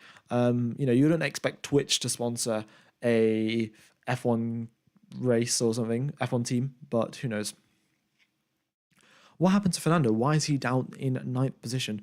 Fernando Alonso lost 3 places off the race start and then has just been sitting there ever so nicely. He started the race out in 6th position, lost the position to Lando Norris almost immediately. He put up a little bit more of a defense against Oscar Piastri, and then he put even more of a defense up against Lewis Hamilton. But every single time he lost out, and he was able to fend off Yuki Tsunoda. But yeah, the Aston Martin seems to be quicker in qualifying than it is in the race. Maybe they set the car up that way, or maybe it is a one-off occasion for Bahrain. But we're still yet to see. We'll have to get more races under our belt to figure that one out exactly. I'm new to F1. What does DRS mean? DRS is effectively once a driver is within 1 second of another driver. So as you can see here, this green indicates that they're within 1 second. Alex Albon, who is on the circuit in the middle, right there, behind Kevin Magnussen, he activates DRS, and that gives him an extra top speed boost going down the straight. So it just allows the drivers to have a little bit more top speed when they're trying to get an overtake done. And that's a sort of summary of DRS for you. It just helps overtaking occur. All right. Yuki Tsunoda has got another lap time deleted because of track limits at turn number 13 this time. He exceeded that on lap number 27, so that's 4 laps ago. And Lewis Hamilton as well. He has exceeded track limits at turn number 10 on lap number 27. That is when he locked up and went a little bit... Oh, he didn't lock up, sorry. He just missed his braking point, I think, and went a little bit too far on. So... yeah, Yuki Tsunoda, though, with 2 track limit deletions. So that will be, I think, 1 more and then he'll get a warning, and then another one and he'll get a 5-second penalty. Oh, yeah, sorry. And DRS stands for drag reduction system. Totally forgot that. Okie dokes, we have got an onboard of Kevin Magnussen going into turn number 10, and look at that, Kevin Magnussen also locking up. So turn number 10, it is a very, very tricky corner, and I think as the cars get heavier, it also gets trickier. So in these cars, which are very, very heavy, may I point out, it gets harder and harder because you have such a big load change. You're turning left and you're also braking and you're preparing for another corner, all while going downhill, which reduces your braking performance. Valtteri Bottas has got a pit stop issue. The tyre was not coming off the thing, and they haven't even got a tyre ready. Very big issues here for the Alfa Romeo Q, and Valtteri Bottas's brakes are smoking. His front left tyre is just not present. Like the mechanics just forgot to bring it. A very poorly executed pit stop there. We've got we've got George Russell into the pits, a 2.9 second pit stop for him, but it is taking absolutely ages for them to fix whatever's happened to Valtteri Bottas's car. And finally he gets out onto the circuit. A 52-second pit stop for Valtteri Bottas. 52 seconds. I mean, can we get an F in the chat, guys, for Valtteri Bottas? 52 seconds. He was having a fairly decent race as well. I mean, of course, it wasn't anything crazy, but for the Sauber with that sort of pace, Valtteri Bottas was doing all right. 52 seconds. I mean, what were they doing? Like, the garage is like 10 meters away from the car. It's not that long to get a set of hard tires off the rack. That is and oh my God, Valtteri Bottas, has he still got a broken front wing after a 52-second pit stop? No way have they just done that. They've still got a broken front wing. Valtteri Bottas, they didn't even replace his front wing. They did a 52-second pit stop, didn't even replace his front wing. Okay, right. Okay, so to clarify, they did have a hard tire, but the hard tire just wasn't coming on. The hard tire wasn't getting onto, it wasn't gripping. So the wheel gun that they were using to attach the wheel to the car was not attaching properly to the Pirelli tires, and effectively they tried to spin it, and once they spun it, that got rid of that like de-threaded the screw and the bolt effectively. And because they de-threaded the screw or bolt, they had to go switch tire. I'm not sure. Maybe they had the wrong tire in the first place. But yeah, it wasn't Bottas's fault. It was, I think, maybe the tire crew. He got a little bit. How do I describe it? He got a little bit eager when he went to put on the second tire. And what happened was the tire wasn't correctly pushed into the car, so it unthreaded the bolt, and the bolt was gone, and there was no way he was going to get the car onto the wheel onto the car. So yeah, very, very unfortunate there for Valtteri Bottas. A 52-second pit stop has put him right at the back of the pack, and now he's going to get lapped by Lance Stroll. Oh no, sorry, no, not Lance Stroll. Lance Stroll has just overtaken Yuki Tsunoda, in fact. Not Yuki Tsunoda, Guan Yu Zhou. Yeah, going into turn number 4, Zhou tried to fight it. In fact, looked to the inside, but was not close enough to get that overtake done, unfortunately. All right. Also, guys, we're only 300 subscribers away from hitting 60,000 subscribers, so that would be brilliant. Who had the fastest pit stop today? No idea, mate. Also, Elizabeth Ortiz, like, why are you spamming 33? I mean, there's just no point. Like, we know Max Verstappen is in the lead of this race, and he's in the lead of the race by 17 seconds. But, yeah, it's crazy.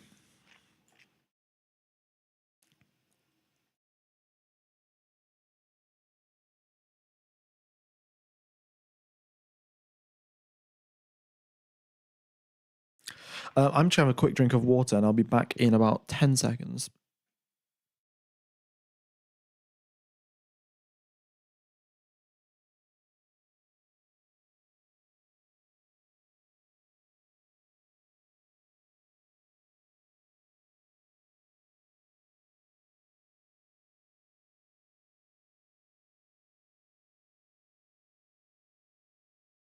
Right, there we go.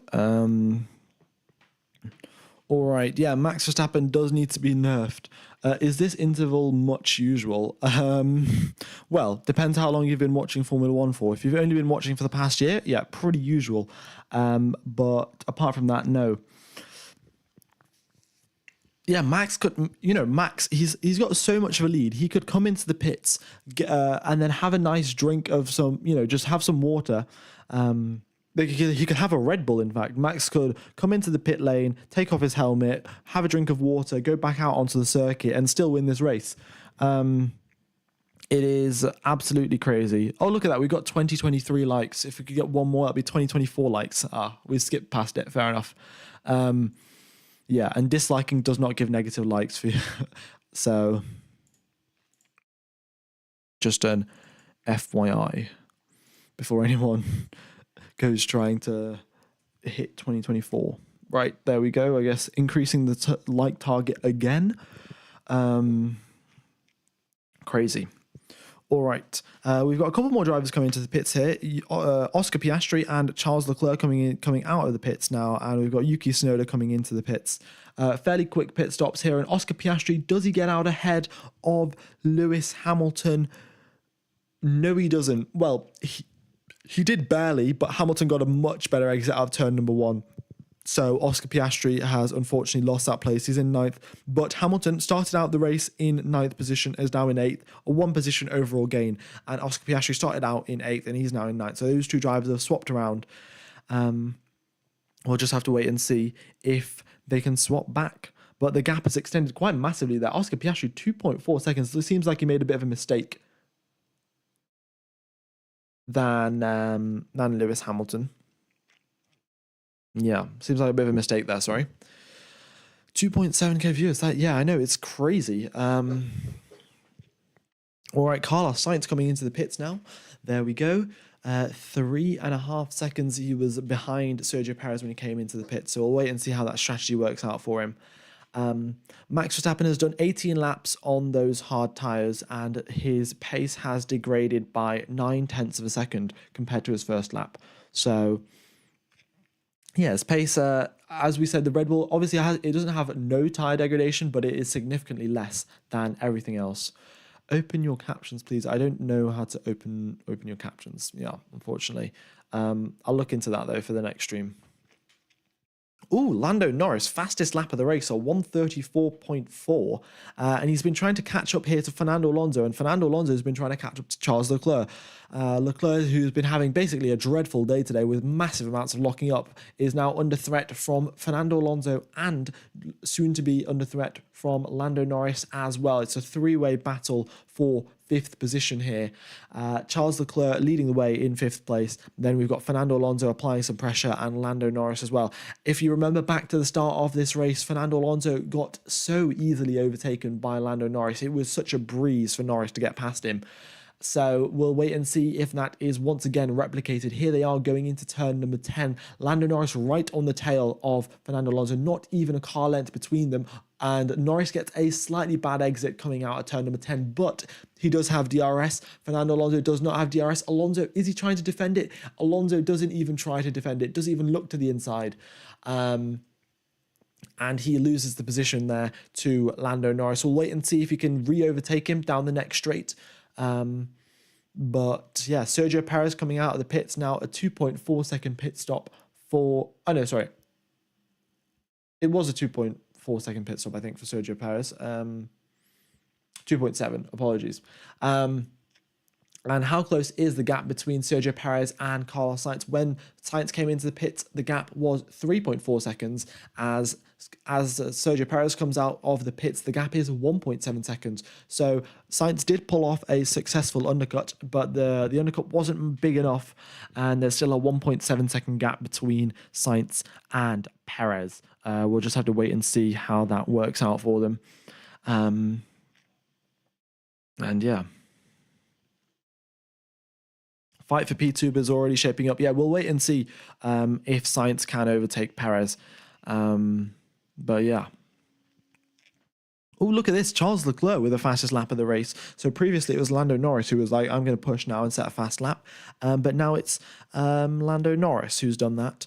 No, it's Charles Leclerc, sorry, who's done that. So yeah, we'll wait and see if Charles Leclerc can stay ahead of Lando Norris, or is he going to come under threat of another move? We've got Max Verstappen with a 2.2 second pit stop from the Red Bull crew, out on another set of hard tyres, I think. Is he out on another set of hard tyres? I didn't think he had another set of hard tyres. Maybe he has a used set. Yeah, he probably has a used set of hard tyres, I think. Oh no, Max Verstappen is out on a set of soft tyres. With 20 laps to go, he's out on a set of soft tyres. I mean, Max Verstappen does what Max Verstappen wants. To be fair, his first stint he did do 20 laps on his first stint with those soft tyres. And considering now he's already done 2/3 of the race, the car is going to be about 80 kilograms lighter, which will mean less tyre wear and less load on those tyres. So he should be able to get to the end of the race. But yeah, and Perez as well on soft tyres, both drivers on soft tyres. It might be cutting a little bit close there with Carlos Sainz towards the end of this race, because those soft tyres really do drop off, and we observed that in the first stint. And the hard tyres tend to get quicker. So, well, quicker relatively to the soft tyres. So we'll just have to wait and see if Carlos Sainz will be able to overtake Sergio Perez, or will it be a Red Bull 1-2. All right, and it is colder, yes. 22.6 degrees. It's colder than usual in Bahrain. But yeah, I think it's the same temperature as it was at the start of the race. Charles Leclerc with a 1:34.0, still holding the fastest lap of the race. And the gap to Norris is in fact expanded from 2 seconds to 3 seconds now. So Charles Leclerc seems to have enough pace to keep Norris behind him. For at least the foreseeable future. We'll wait and see as the tyre wear kicks in what happens. Okie dokes. And also I saw a couple of people asking who my favourite driver was. My favourite driver is Fernando Alonso. I used to be a Vettel fan, but of course Vettel retired.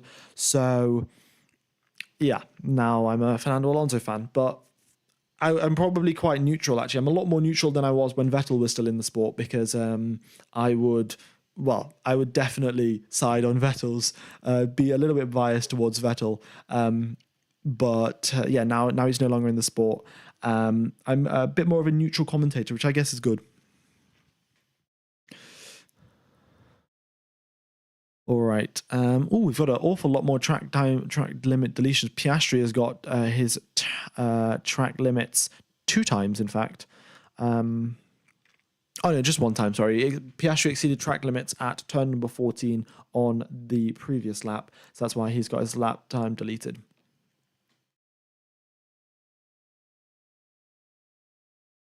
All right. Yeah, we got Nico Hulkenberg now looking to overtake Yuki Tsunoda down in 13th and 14th position. We'll wait and see what Hulkenberg can do. He did start out this race in 10th position. He had quite a bad start to this race, considering that he had to pit on lap number 1 with front wing damage. So that is a pretty successful recovery, if I don't say so myself. Of course, he's not going to get back up to the top. He never was going to be there in the first place. But starting out in 10th place, having to pit on lap number 1, and then recovering yourself back up to 14th and maybe even 13th, it is a solid drive there from Nico Hulkenberg. And while I was talking about that, Max Verstappen has kindly decided to remind us who's boss and has set a fastest lap of the race, a 1:32.6, which is, I think, 3 seconds slower than qualifying yesterday, or 3 and a bit seconds slower than quali. So, all right. We've got Oscar Piastri looking to overtake Fernando Alonso. How easy is this overtake going to be? Quite easy. Alonso once again does not go to the inside. I mean, I don't know why Alonso isn't going to the inside. This just isn't. He's been overtaken by both McLarens and Hamilton probably 2 times in this race already, and he just hasn't tried to defend. I mean, there are still 18 laps remaining in this race, and it's a very tight midfield, but actually, it's not even a very tight midfield. The driver behind him is Lance Stroll, his teammate, who's 18 seconds behind him. So I didn't see why he didn't battle Oscar Piastri. Because he could have battled him and held him up for 18 laps. Like Fernando Alonso, if anyone can do that, Fernando Alonso can. So who knows?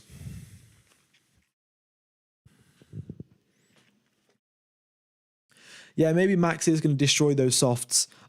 Yes, he is. I mean, his best lap was a 1:32.6, and his last lap is a 1:36.5. So I think Max Verstappen obviously overheated those tyres on the first lap, on his hot lap, and now has decided to just cool off a little bit and confirm that fastest lap of the race. Hamilton's just come over the radio saying these guys are fast.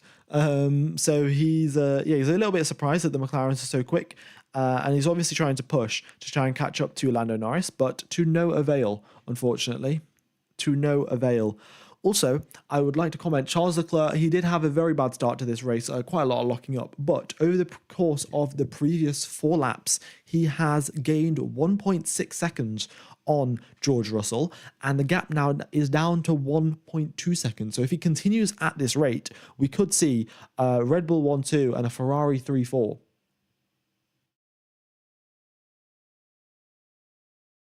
All right, they've just come over the radio to Lewis Hamilton saying Norris pushed on his tyres at the start of his stint. So once we get towards the end of the race, it will get closer and closer for Lewis Hamilton. 5 seconds is the gap, 17 laps remain. If he keeps on going at a consistent pace towards the end of this race, he may have a chance to overtake Lando Norris.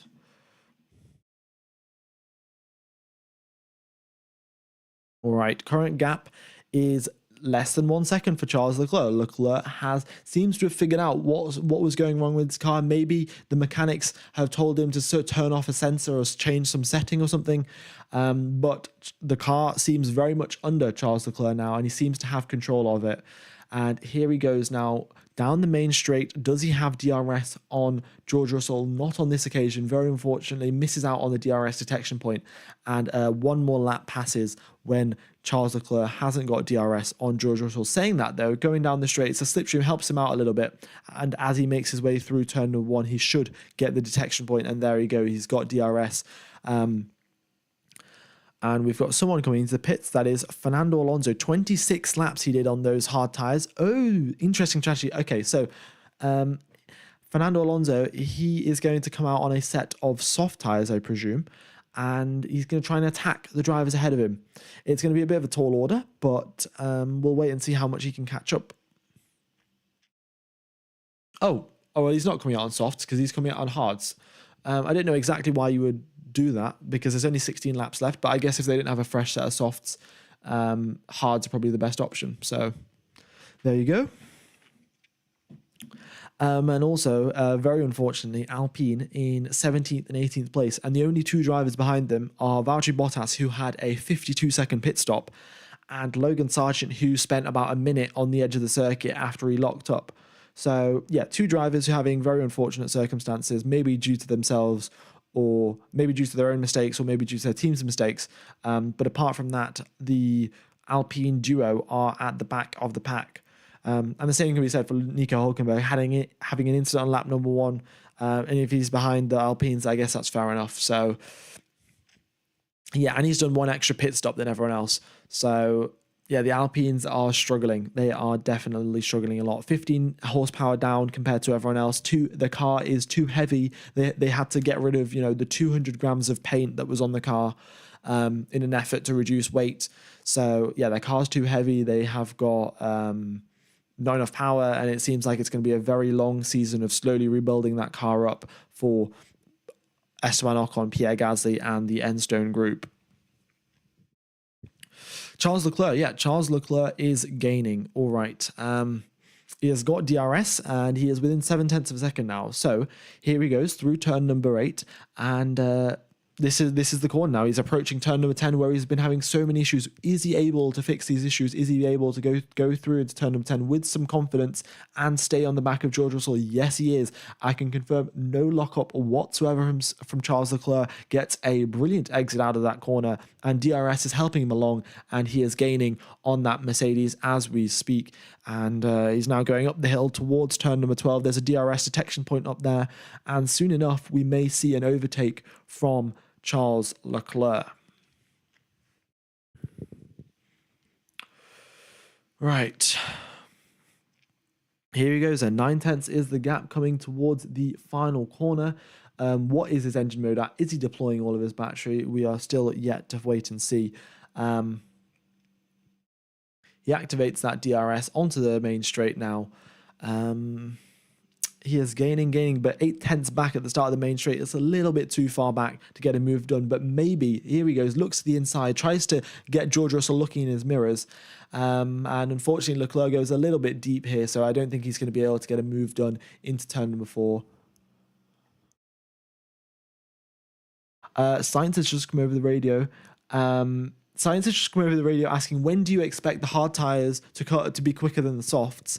And Ferrari have just said it will come to you. Like, great detailed information there from the Ferrari engineers, giving the most useful feedback to Carlos Sainz. Like, Sainz was expecting, like, in 3 laps time the hards will be quicker than the softs, but he's just been told by the engineers, don't worry, it'll happen, trust me, bro. Yeah. All right, we got Fernando Alonso in 11th position. He's on a fresh set of hard tyres. Guan Yu Zhou is on a used set of hards. So yeah. Oh, okay. In fact, they have just confirmed Carlos Sainz saying around about this lap is the time when the hards will get quicker than the softs. So there you go. Carlos Sainz, he was given the correct information. It just took Ferrari 30 to 40 seconds to transmit it to him. Yeah. F1 Gamer, do you have a Discord server? I do have a Discord server, but I don't have the link in the description because no one really uses it. Yeah. And to be fair, I don't really use it either. So if you do want it, it's like somewhere if you go to my old previous streams, probably like halfway through 2023, there'll be a link in the description to a Discord, but yeah, it's not really active. All right, 12 laps remain in this race. We have Charles Leclerc. He is right on the back of George Russell here, and he is gaining and gaining, but unfortunately not close enough on this lap. And this has been something that we've been saying for quite a while now. But the thing to keep in mind, George Russell has 13-lap-old hard tyres, and Charles Leclerc has 10-lap-old hard tyres. Not too big of a difference there, but that might just be enough of a difference to allow Charles Leclerc to close up through the middle sector where we've got a lot more corners and a lot less top speed dependence. And he might be able to catch up to the back of George Russell and overtake him. And the other information is that Carlos Sainz, as he was told by the Ferrari mechanics, this lap you will be faster than the soft tyres. That is exactly what has happened. Carlos Sainz goes 3 tenths faster than Sergio Perez, who is on a set of softs, and Carlos Sainz on a set of hards. So for Ferrari engineers, giving the correct information, and also, doing a good job there. So Carlos Sainz is now looking to catch up onto the back of Sergio Perez. Oh, we've hit 60,000 subscribers. That is brilliant. Thank you everyone for tuning in. How many people have we got watching? We've got 12,000 people watching the 60,000 subscriber goal. That is fantastic. I'm always very confused about what to say at this moment in time. But it's like, imagine 60,000 people in a football stadium. That is just, that's basically an entire football stadium. Very grateful for you guys tuning in, and you guys are amazing fans.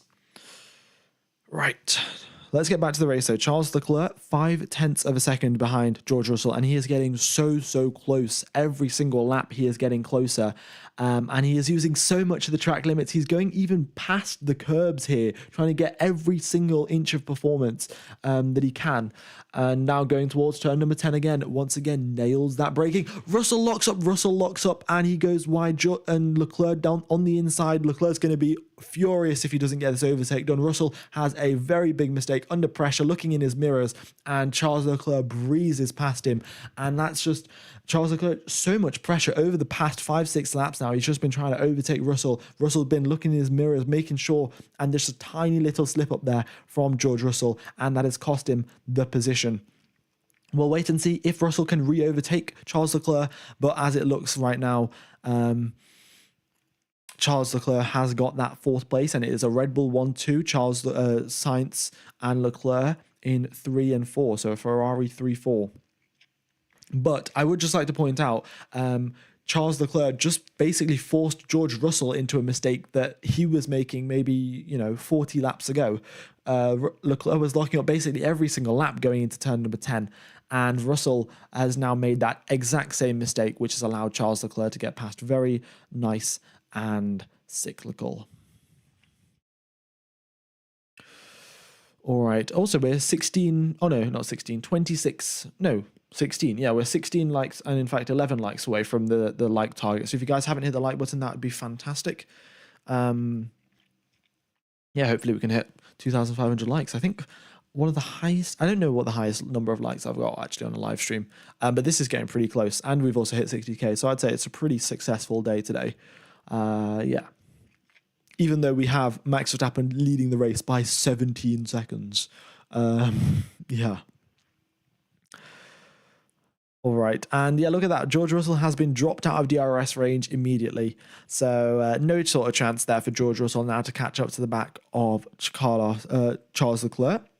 And now our focus shifts to Carlos Sainz, trying to overtake Sergio Perez. So the Ferrari mechanics were told Ferrari engineers, told Sainz over the radio that the hard tyres would be quicker than the soft tyres 2 laps ago. And just looking at these lap times here, Carlos Sainz still setting slightly slower lap times compared to Sergio Perez. And that's mainly in the first sector where he was losing out. So Carlos Sainz has got to fix those issues sort of soon. Otherwise, he's going to run out of time to get that second place spot. Also, Fernando Alonso, who pitted 5 laps ago, he has gained 5.4 seconds on his teammate over the course of 4 laps. A second quicker than his teammate. Of course, he does have 14-lap fresher tyres, so it does make sense. But I'm sure Alonso will overtake Lance Stroll quite easily, and Stroll should not really fight it. And then it'll be an Aston Martin in 9th and 10th position. But that kind of consolidates the top 5 teams, really. Red Bull, then Ferrari, then Mercedes, then McLaren, and then Aston Martin. And then you've got the rest of the field. And there we go. The Aston Martins switch around, and we've got Fernando Alonso up in 9th and Lance Stroll in 10th. I'm going to have a quick drink of water, guys. I'll be back in about 12 seconds, 20 seconds, something, yeah.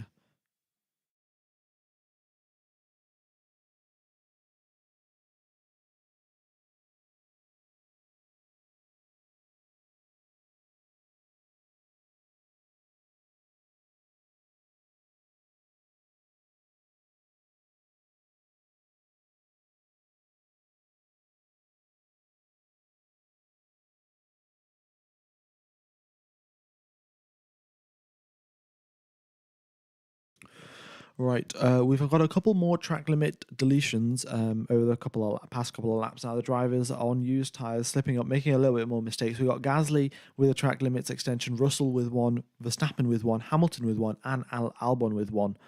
And most of these have been done at turn 4. Russell's was at turn 10 when he locked up when Leclerc overtook him, but everyone else at turn number 4.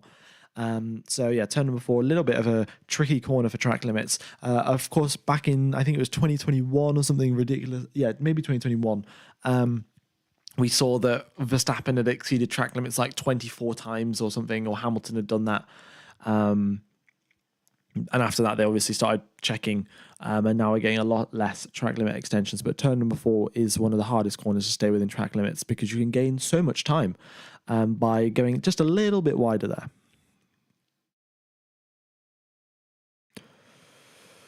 Right.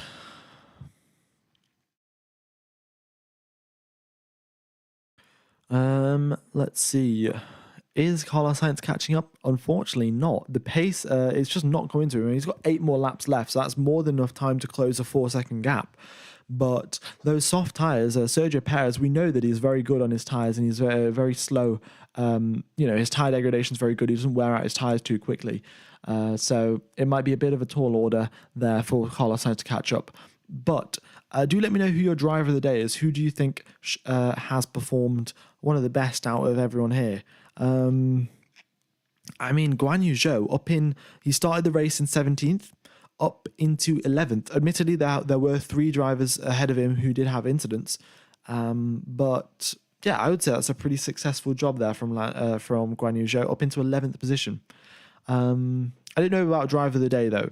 He definitely a contender, but I'm not sure. Maybe Sainz. Sainz has done a good job. But, he started the race in 4th. He's now up into 3rd. Like, it's nothing too crazy.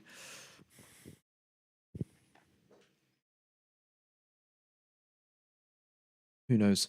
We've got the 2 Racing Bulls. Actually, no, we've got the 2 Visa Cash App.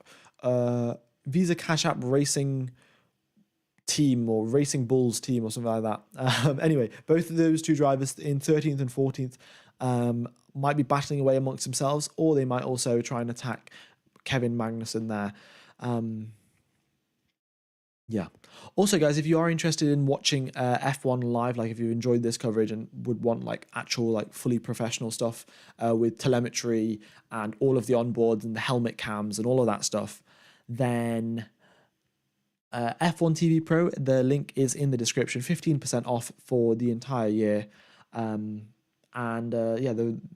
thing's valid for the first race of the season. So today's the last day that you can get it because today's the last day of the first race of the season. So yeah, if you'd like that, then go ahead and check that out. All the telemetry, everything live, all the commentary, all of the historic races as well. You can watch like races back from the 1980s, 1970s and stuff. So if that interests you, then go ahead and check that out. VCarb is probably the right way to put it, but I might just call them Racing Bulls, or I might just call them AlphaTauri, whatever I feel like. I'm pretty sure you guys will know what I mean regardless. I guess I can increase this sub target as well. I don't know what, should I put it at 61,000? I probably just set it at 65,000. But yeah, we got 14,000 people tuning in. Thank you very, very much. Very much do appreciate it, guys. And hope you are enjoying the coverage. And once again, I said this earlier in the stream, but if you guys have any feedback, anything that you think I can improve in my commentary, then be sure to let me know. And I hope to improve my commentary.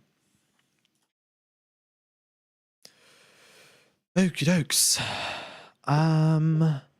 Is Carlos Sainz going to catch up? By the looks of it, every lap that goes on, it looks like he can't catch up. Sergio Perez, it is a 134.3 on the previous, 134.9, sorry, on the previous lap, and Carlos Sainz a 135.2. There, Carlos Sainz is on hard tyres, Sergio Perez is on soft tyres, but they're both quite used up, 15 laps on both of them, and Sainz is going 0.3 of a second slower. So, yeah, who knows? Who knows?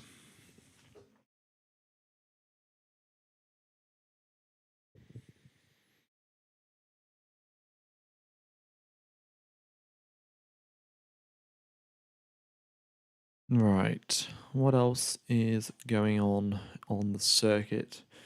In fact, not too much action there. I mean, the two Racing Bulls or the AlphaTauris or whatever, they're trying to overtake Kevin Magnussen, but haven't really got anywhere. Um, I must say, the best livery, I think, the Ferrari livery would be, my favorite livery, but the Racing Bulls looks brilliant. Like the glossy blue and silver, very much reminds me of the Toro Rosso days, and I would say that livery looks fantastic. But let me know who your favorite, which car has got your favorite livery. I think the Ferrari is exceptionally nice. With the color scheme this year, they've got a nice range of like red, white, black. Um, yeah, 20-second gap. Yeah, 20-second gap. Oh, Ricardo's just come over the radio saying, "Yeah, I don't need to say anything." So Ricardo not particularly pleased there, and the drivers just switching around. So yeah, Yuki Tsunoda, I think he made a little bit of a rash move there on Daniel Ricciardo, and respectfully so, they've switched around the positions. I don't know if the team ordered that or if Yuki Tsunoda did that out of racing spirit, but regardless, they have switched around positions. And the current drive of the day split, according to everyone else that has voted, it's 31% for Carlos Sainz, 13% for Max Verstappen, and then I don't know about the rest, but yeah. Ooh. Okay, 5 laps remaining, and the gap has ever so slightly decreased between Sergio Perez and Carlos Sainz. But with a 4-second gap and only 5 laps remaining, it might be a little bit difficult to get that done. Oh, okay. Did the team tell Tsunoda to swap positions? Fair enough.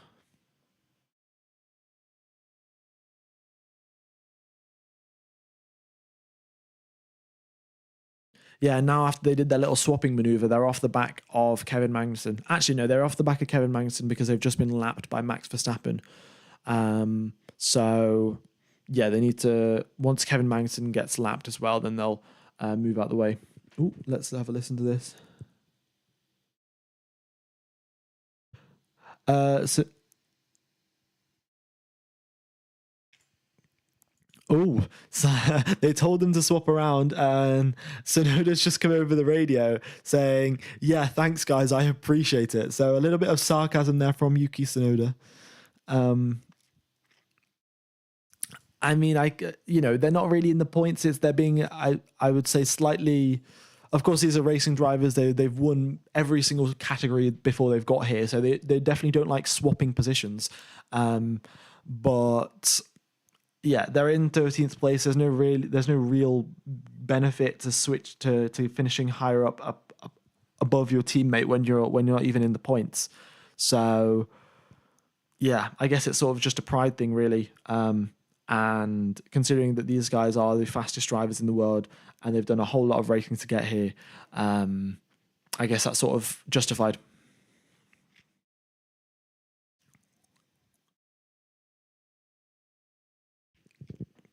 All right, the gap has finally just been extended over 20 seconds. It was hovering around 19 seconds for a bit there, but 20 seconds, Max Verstappen. That is absolutely ridiculous. Oh, 2,999 likes. So whoever hits the like button now hits the 30th, 3,000th like.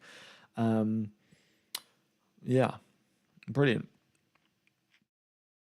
Max just lapped P12. Indeed, he did, mate. I mean, Max is just, yeah, on a crazy one. Uh, How many drivers did Max lap? He has lapped the bottom 8, so from 20th to 12th position. And also, guys, no DNFs. So I think we've had, I think it's 18 races in F1 history, haven't had a single DNF. And we've got 3 races left to go, 3 laps left to go, sorry. So I haven't jinxed it. I hope I don't jinx it. But, we could see. We could see another one of those races without a single DNF. Oh wow, we've hit 300 more likes. I guess I can increase that to 3,500, but we're about to hit that as well then. Um, wow, this has been a crazy stream indeed.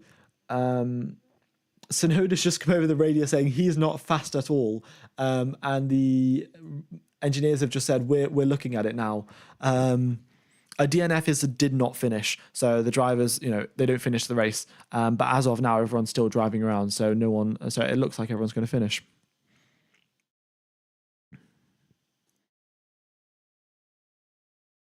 This is very interesting. Very interesting. I mean, I don't know why they're bothering too much about 13th and 14th place, but I would also, you've been driving around for about an hour and a half.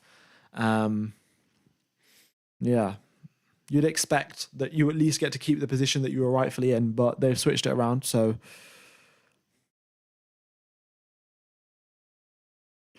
all right, laps half the field, subpar performance from Max. Yeah, I mean, I should have. I was expecting at least lapping everyone apart from your teammate. I think that happened at some point. Mercedes was so dominant, maybe in 20. I don't remember which circuit it was, but I remember commentating a race where the top six were the only drivers that weren't lapped or something. It was ridiculous. Yeah. What do the top two lines of the top tire type mean? Mm, um, I don't know exactly what you mean, but effectively, these lines here, they just mean that that there was a used set of tires when they came out of the pits, and with that, if it doesn't have a line, it means it was a fresh set. So Hulkenberg came out on a used set of tires. They'd already done like 2 laps before he came out of the pits, but that's what that means. Yeah. Right, I'm going to have a quick drink of water, but we are on the penultimate lap of the race here. 2 laps, 2 laps remaining. Max Verstappen coming out the final corner shortly, and then we'll be on the final lap of the race. And we're pretty close to 3,500 likes now. That's ridiculous how quickly that number's going up. How many people have we got watching, in fact? 14,000. That is crazy. Okay. Well, very much do appreciate everyone tuning in. Hope you are enjoying the coverage. And yeah, once again, F1 TV Pro, if you are interested, 15% off. Last day of the discount is today. So go ahead and check that out. All of the live telemetry, all of the helmet cams, all of the onboard cams, all of the telemetry, as I said, professional, like more professional commentary than me. I mean, obviously I'm pretty amateur, I guess. But yeah, if you are interested in that, then go ahead and check that out. Today is the last day for 15% off. I'm going to have a quick drink of water, and Max Verstappen's about to cross the finish line, and Sergio Perez has just gone through turn number 1. Like, this is crazy.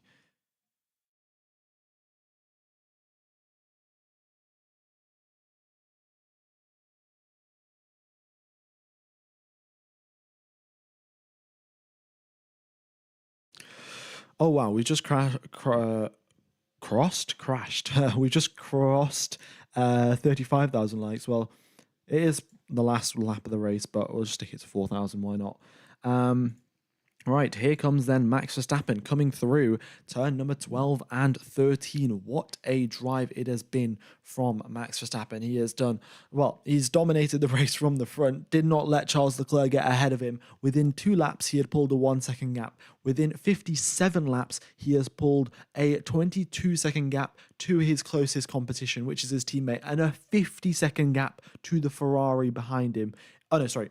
25-second gap to Ferrari behind him. But regardless, Max Verstappen comes across the line, wins the first race of the Bahrain Grand Prix, and that puts him on 7 consecutive wins if you count if you include the races from last season. So Max Verstappen is still on a winning streak, and it's not the end of the season just yet. We'll wait and see. Ferrari do have some upgrades planned. Sergio Perez across the line for a Red Bull 1-2, and Carlos Sainz comes home in 3rd place to put himself onto the podium. Charles Leclerc, after struggling so much at the start of this race, finally got a hang of his car, and it has now got himself into 4th place for Ferrari. Daniel Ricciardo has been given a black and white flag for exceeding track limits. Bit of a mistake and a slip up there, I presume, from the Red Bull driver. And then next up, we have Russell, Norris, Hamilton, and Piastri. All of the drivers very, very close together. The McLarens and the Mercedes seems to be an equal match for each other at this part of the season. Mercedes have a couple of upgrades, and so do McLaren in the pipeline. So we'll see how the season progresses, but it has been an absolute pleasure commentating to you guys. And there are fireworks going off. Max Verstappen is happy over the radio, saying, "Very good job, guys."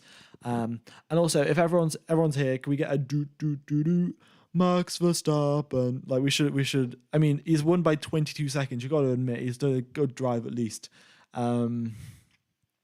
Yeah. Yeah, 57 laps of racing, and Max Verstappen has come out on top with a 23-second lead. Ridiculous. Also, we're getting pretty close to 4,000 likes. So before you leave the stream, guys, if you have enjoyed the coverage, then of course, go ahead and like. And if you haven't subscribed as well, I will be streaming for the next race in Saudi Arabia. I'll be doing the qualifying and the race. And just an update, it is on a Friday, so anyone that doesn't really expect it, qualifying is on the Friday, the race is on a Saturday, and then after that, the race, the normal schedule will be back on Friday for practice, Saturday for quali, and the race will be on Sunday. The poll. Let's see. We had 76% of people voting for Max Verstappen is going to win this race, and I guess that's exactly what happened. Max Verstappen has gone and won the Grand Prix. Well, simply lovely, as Max Verstappen would say. Yes. All right. Yeah, let me know, guys, who your drive of the day was. Maybe it's Max Verstappen. Carlos Sainz technically won it. Everyone else said that he got drive of the day. 31% of the vote.